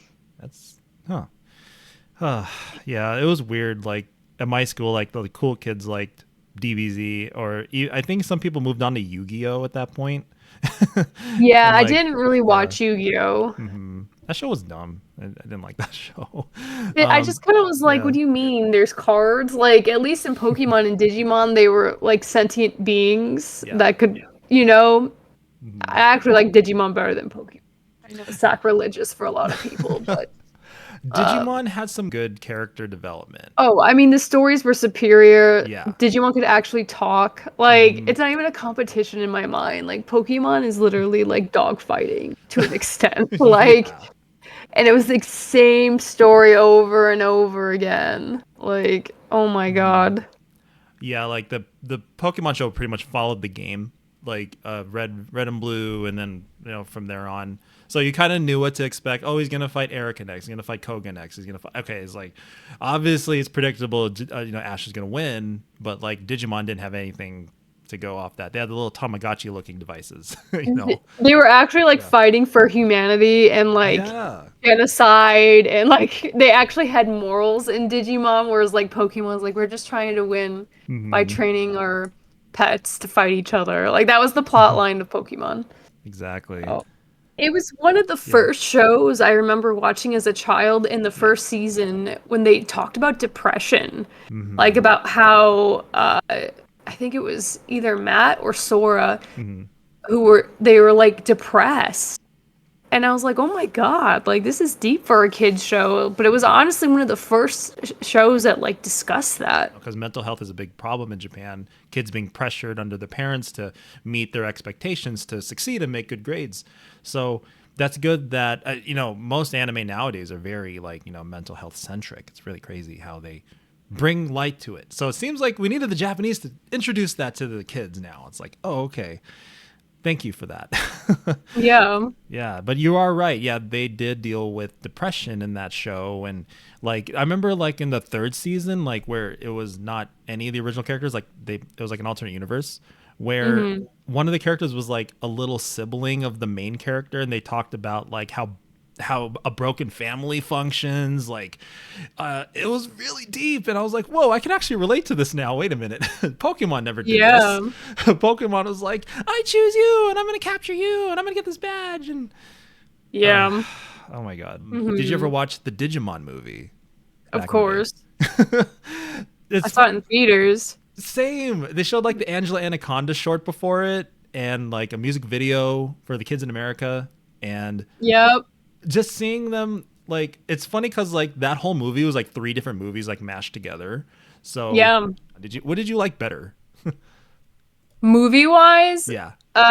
technically, I thought Pokemon the first movie was better than the Digimon movie, which is again funny because I like Digimon better. I thought the second movie in the Digimon movie where they're fighting the virus on the web and it was like the main cast Yeah. was good. Like where they combined Mega Garurumon and Mega War Greymon together. But in terms of like the plot line, like I'm a sucker for a good story. I thought Pokemon the first movie where it touches upon like do clones have souls? Like what makes something, or in this movie like a Pokemon or Pokemon, like what makes like I loved that theme. And like there was something poetic and symbolic of these Pokemon basically fighting one another, their clones and whatnot. Yeah, that was. And I thought that was much deeper than the Digimon movie, which was more of like a segue from the different seasons and kind of like filler in a way. Yeah. It kind of acted as like a bridge to the second season. I remember that. Yeah, it's like the first Yeah. movie in that was like how each of them had saw the fight or whatever, and that's why they were the ones chosen to go to the Digi world, and then like Hmm. then it was how the Digi world and the real world is connected in the second movie. Then the third movie was like, yeah, the segue into the second season of Digimon. But Hmm. yeah. Man, now that you mentioned like Pokemon, the first movie originally, like I remember seeing that in theaters for the first time, the packed theater, and it was like Pokemon Mania. It was like we're all kids, and like were people like cheering in your theater and like Oh clapping and yeah. stuff. Oh my god, Pikachu's Vacation was like out of that little short, like just stole our hearts. Like that was like the coolest part of the movie, I think. I know. I still Yeah. cry in the Hmm. scene where Ash is like stone and Pikachu Really? starts crying. Yeah, like I don't know. It hits like because I think the idea of loss and like Yeah. that it Hmm. doesn't matter if it's in a kids movie. Like I Hmm. mean, I just saw Inside Out 2, which is a kids movie, and I bawled because just because it again it's in a kids movie doesn't mean there's themes that are not universal. Yeah. It's like, oh, who hasn't been that kid who has lost a pet or a parent or a grandparent that like wants the person to wake up or whatever or come back and they're not coming back. Like obviously Ash comes back, but it's like Hmm. Just that moment, I think, because like yeah. we didn't know back then what was gonna happen next, but I also like viewed it as like if my pets, like if I ever died and my pets were trying to wake me up, like I could have viewed it mm, like and that made me sad. Oh, yeah. Oh my god, yeah. deep. Oh But no. yeah, on the topic of movies, like what other '90s classics movies did you grow up with? I mean, Titanic, Disney Renaissance. Titanic. Okay, Titanic was a good movie. That was a '90s classic. 97, yeah. Yeah. Ironically enough, I was not a fan of a lot of real, I used to call them real people TV shows or movies because I was like, I Same. don't care about real life. I want to watch like cartoons because I was like, if I wanted to watch real life, I wouldn't be watching TV. Really? Like you weren't into Power Rangers No, I did love or Power Rangers. okay. I think it's like some people watch like Boy Meets World Oh, or Full sitcoms. House, and I didn't Hmm. care about because if it was like about real people in the real world, I was like, this is boring. Like I'll just Hmm. watch people in real life. Like so I loved Power Rangers and Barney. Barney, yeah, Barney back in the day was awesome. Even Sesame Street. And I did watch some, yeah. did you ever watch like old Nick Jr. like Blue's Oh yeah. Clues? Oh yeah, Even when I was too old to be watching it, of course. same. It was a guilty pleasure. Like my brother and I would watch that. My brother was older than me, so like we would be playing Blue's Clues around the house. Yeah, and it was It I was had like fun. experienced nostalgia before nostalgia was even a thing. Hmm. Like I was like, I miss being a preschooler. Yeah, exactly. So you had to sit back and watch what they watch. Or even like Yeah. Gullah Gullah Island, that show was awesome. Gullah Gullah Island. Oh Yeah. my god, classic. So what else did you do like as a kid? Like did you go to the roller rink? Did you hang out at the arcade? Yeah, I mean definitely we had school trips around the roller Hmm. skating rink. They would play music and I would always look forward because my mom would give me like $5 and I would get a slushie. The There you white go. cherry slushies. That's just not really much of a I mean like roller rinks still exist in some places, but like back then that was like the norm. Either I know, it makes me sad. I wish they would bring them back. you should take your kids on a field trip to the roller rink if you I have one should. still. I should be like, we're doing this. It's fun. Trust me. Get They off wouldn't your phones. they wouldn't like that. They would want to be on their phones the whole time. Probably. I don't know. They always want to be on their phones. You But get, oh god. Even in yeah, I did class? that. Like um Huh? even in class like they have their phones like Oh no, out I and don't about. allow it. Okay, good. But No technology here, kids. It's learning no. time. Yes. Did you But go to the skate park ever? Did you ever hang out with that scene? Like not really. hanging out at the park was like a thing back then. Like we just be Yeah, like lined up. going Hmm. to play structures, like the big wooden structures was fun. Yeah. I would play outside a lot. Definitely was into things that as an adult, I'm like, why were my parents not supervising us? Like we would go to construction. Like we would be in a neighborhood, for example, and they would be building new homes, and we would literally like go inside of these homes that were like being built and into these holes. Oh my God. Like, I'm like, oh my God, why was no one supervising us? Yeah, the 90s were just such a simpler time. Like, I think that was like the last decade before the internet really took over, technology really started taking place. You know, as you got older, like, did you get your first cell phone or a pager? Did you ever have a pager? No. Okay, that's totally like in the 90s. Yeah, I didn't get my first cell phone until I was a freshman in high school. Oh, wow, that's still pretty early. Yeah, but it was like a flip phone, and it was only for emergencies. Oh yeah, only for emergencies. Like, did you ever get like the cooler phones, like the Razor or like? No, my the family Cyclo- was very much like, if you don't need it, then we don't buy it. Dang. Yeah, that was like the cool thing to have. Then like first it was like the coolest pair of Air Jordans or whatever the clothes were hot at the time, and now it's the phones. Like technology became the cool trend. It's like Yeah. I don't even know if like are the clothes even hip these days? Like I mean like oh you You're got the asking the new wrong person. I guess not. But now it's like, oh, you got the new latest iPhone, blah blah blah. Like, did you have like rock the Lisa Frank stuff, like the the binders and I know some people did. I did not. never did. I had like Dragon Ball Z folder.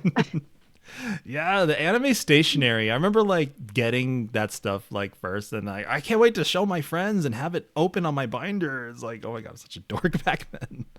Oh Yeah. shit, God, those were the days. Pokemon stationery, like Gundam Wing, like folders, and oh my Do you god. remember before Pokemon cards, they had these Pokemon stickers that people would trade? When anime was becoming like a big phenomenon, I lived in a very Japanese centric area so I lived in Michigan at the time. So we had Japanese stores and everything like that because we had a lot of people who would move to Michigan from the car industry in Japan. So we had a big Japanese population. So there were like these stickers that before you traded Pokemon cards, before that was even a thing, like people would trade these Pokemon stickers. I don't even know. Is that Finner on the bed too, or is he? That's Buddha. Hi, Buddha. Khaleesi's on me right now. Being a kid in the 90s was awesome. We had some cool stuff. We were like the genesis of the anime. Modern day otaku or weeb nowadays is what they're called. Yes. You know, so we paved the way. We had to go through the freaking trenches for you kids and for anime to be cool now. God. Sometimes it's not even really considered cool. It's like it depends on what anime you watch. That's still, unfortunately, it's still not considered cool. Anything else about the 90s you wanted to bring up? I don't know. I think the 90s were a great time growing up. It was we got to live through Disney Renaissance, and I think everyone argues that their childhood's the best, but I really enjoyed growing up in the 90s. Yeah. It was an awesome time indeed, because the time shortly after that wasn't that great. I mean, yeah, once you had 2001 happen, I think for Yeah. everyone it changed drastically, unfortunately. So I also wanted to touch base real quick on like your. I noticed on stream you used to do a lot of workout streams. I remember you do the punching bag and like do drills. Like you used to do like the workout video. What was it called again? P90X. Not P90, it was through my old gym. They have still videos up from COVID when you couldn't go into the gym, so you would work out from home. So I have saved those and I do those from time to time. Is that how that started? Was because of lockdown? You were trying to get your workout in and want to get some streaming done, or? Ironically, I didn't do a lot of the workout streams, so I moved here, which was after COVID. But it is a consistent theme on my stream that like if you donate a certain amount or whatever, or subscribe at a certain tier, that I do push-ups or burpees. So that has remained consistent. Yeah, I noticed a lot of people in your stream like to donate to make you work out. Like that's, Yes. I mean, you could call that a blessing in disguise, right? So Yeah, I might as well. If I've been sitting around talking, I might as well do some work. Exactly. And one of the coolest things, going back to the early 2000s, was your DDR streams. You're the first person to see play DDR on here, and I thought that was super cool. Did you hang out at the arcades back in the day and play DDR, or was it always a home thing for you? I did, but I didn't really get into DDR until I downloaded Stepmania, which is like the free DDR. You just have to pay for the mat. Yeah. And that's how I really got good at it. Mm-hmm. Was I was practicing at home. Oh, okay. Oh. So you played the bootleg version first. Oh, Yeah. okay. Yeah, those were. I remember like lining up at the machine, put our quarter on the screen, and like go next, and that was like super good times there. It's funny you say it's bootlegged because I looked up recently because I was like, why are there no DDR machines anymore? And apparently there was this big lawsuit because what happened is that the United States or these companies that were selling DDR machines to arcades had literally copied, like they weren't the actual copies. And it wasn't until Japan was releasing updates and they would come to try to install the updates to these DDR machines that they realized it was like a bootlegged version. And they sued these companies and they had to get rid of their DDR machines. And that's why you don't find DDR machines anymore. Isn't that crazy? I think I remember hearing about that because, like, yeah, they were. I remember the bootleg machines. They were like in some even in the big arcades, like GameWorks had them, and like, dang. So Konami was like, "Hey, what the fuck are you doing?" It's like, wait a minute. Yeah. They're like, why can't we Holy shit. update this? Yeah. Yeah. Now there's like a new DDR out that's like really integrated. Like you can't bootleg it. I don't know if you've seen it around anywhere, Dave and Buster's or whatever. If you've ever been to a Dave and Buster's in a while.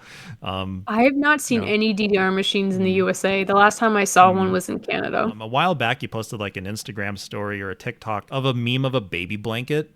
And then it had like the Donald Trump voice of, I need your help. I need you to kill me. So on one of my birthday streams, my mom was on there. And ironically, Annie at the time, before we were even dating, like we had just started talking, she asked my mom like a very innocent question, like, what's the weirdest thing Britt has done? Like, you know, kind of like this was an opportunity. This was within the first year of my stream and my mom was on. So people like, oh, like let's ask Britt's mom questions. My mom doesn't have a filter. She's even worse than me. So she proceeds to go into how I would hump my baby blanket, like as a child. Yes, it's a clip of like how I would hump my baby blanket as like a child, like 3 years old. And then it was called Giggy for Blanky Giggy. And my mom was like, I wish I had a Giggy. But I have like this blanket till this day. It's like this rag. It looks like the image of the meme I posted, and my mom is the one who sent me this video, which makes it even funnier. Oh my God. That's why I said my mom just sent me this, and I was laughing. I was actually laughing out loud because I was like, wow. Like, I don't hump my baby blanket still, but it is still like a prized possession that I have, and it's like, it's literally a rag. Oh God. It's probably been used as one couple times, but no, I don't use it as a rag. I just like it's a comfort. I still have like so I had Blanky and Giggy's like the destroyed. Blanky is also destroyed, but I still sleep with my baby blanket. Really? Like yeah, if you can see the raggedy thing on my pillow, that's my baby blanket on my bed. Oh, I thought that was one of your pets. But honestly, it is one of the best like shoulder support. Like I actually use it more as like a neck pillow than anything else. Oh man, that is so you held on to yours because it gives you like, is it like emotional support? Like, is it just you're just used to it? I think it's a little bit of both. Like I definitely would be upset if something happened to it, but I think honestly, like if I forget it, for example, like if I forget it for a weekend, my first thought is not like, oh, I need it for emotional support. It's like, damn, that was my neck pillow. Like, I kept my neck in check. Need it more now that we're getting older. It's like you ever like it's my physically emotional support. Physically, there you go. And so if another girl comes over and asks, what is this? What is this? I tell them, I'm like, this is the first test. If you can't accept my baby blanket, this is never going to work. Okay, girls, ladies, if you want to get with this lady here, you got to accept the baby blanket. Okay, I can attest to that. Like, sorry. Now, I noticed you took a Myers-Briggs test. Very important test, I think. It's a good way to get to know someone with in any way, like, you know, like whether you're dating someone or every time I date someone, I always have them take the test. I noticed that you resulted in the INFJ. Advocate is a rare personality type that stands for introverted, intuitive, feeling, and judging. I noticed that it's more common in females to feel INFJ. Would you agree with that? And how did you feel when you found out that that was your result. Yeah, I mean, I agreed with it. I sometimes think like the J and the P, sometimes I'm like, am I more P or a J? But I think I am an INFJ. That's what I consistently get on these tests. And then I read like it's only like 1% of the population or something like that. And then I was like, great, this is why I don't connect with anyone. Same. That's why I was like more depressed than anything else. So I was like, wow, great. Yeah, like I'm an INFJ as well, which is very uncommon for guys apparently. And because I'm gonna name these traits apparently, and from what I know about you, you seem to fit a lot of these. You're a good listener, a perfectionist, mysterious. I don't know. You're not reluctant to share your thoughts on things, are you? No, I feel like my first impression is that I'm mysterious because I feel like I'm a walking contradiction. So people don't like. I feel like a lot of people look at me and they make assumptions about me that are completely off. A lot of the time. So that in many ways I come across that mysterious, but So you don't like put all your cards on the table right away, like you kind of build up to get to know someone. like Like just you don't. mind my own business and I'm doing what I'm doing. Yeah. You know, like I think for example, like right now I look pretty gay in this outfit, but like if I'm out in public, people are gonna assume I'm straight. And then they talk to me and then unless it like comes up in conversation naturally, they're gonna be like, oh, you're gay. You know, like so there's lots of Right. things.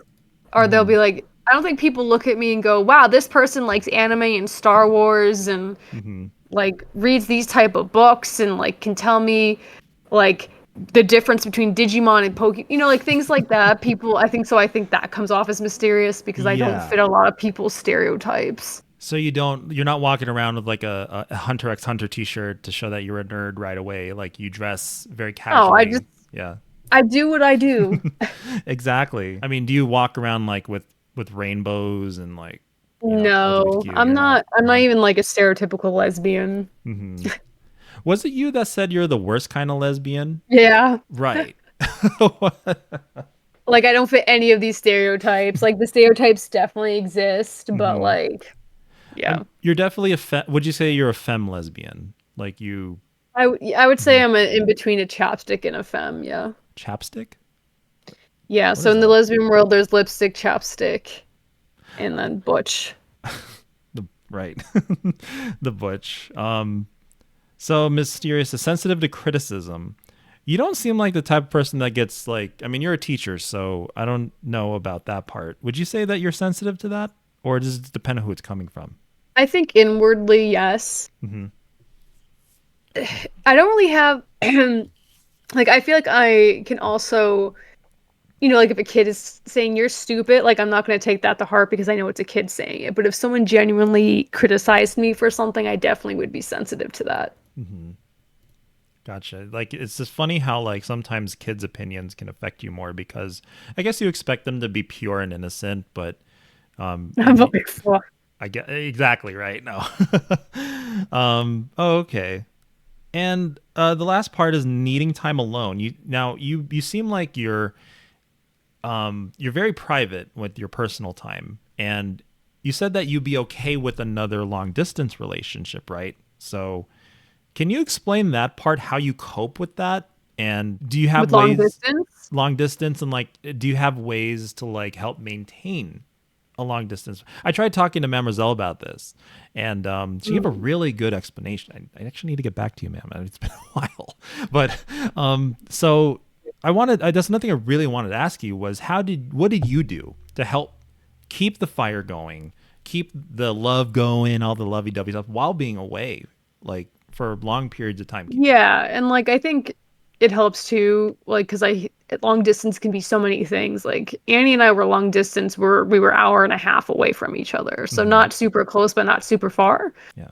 Like we could technically drop something if someone needed the other, but it would take 2 hours to get to the person. Like how to keep the romance alive is, I mean, I definitely do enjoy my me time, and I think, and she did too, and I think that definitely helps because I could focus on like my individuality and like what I needed to do, like during that time and everything, and like I didn't have to worry about like, oh, if I just sit on Reddit for a couple of hours, if I want to read my book, if I want to play this video game, that this person's gonna be upset. Like I was able to have me time, so when I saw Annie, I was able to dedicate that time to her, especially because it wasn't like, oh, we see each other and then we go individually back to our apartments. Like we would spend the whole weekend together.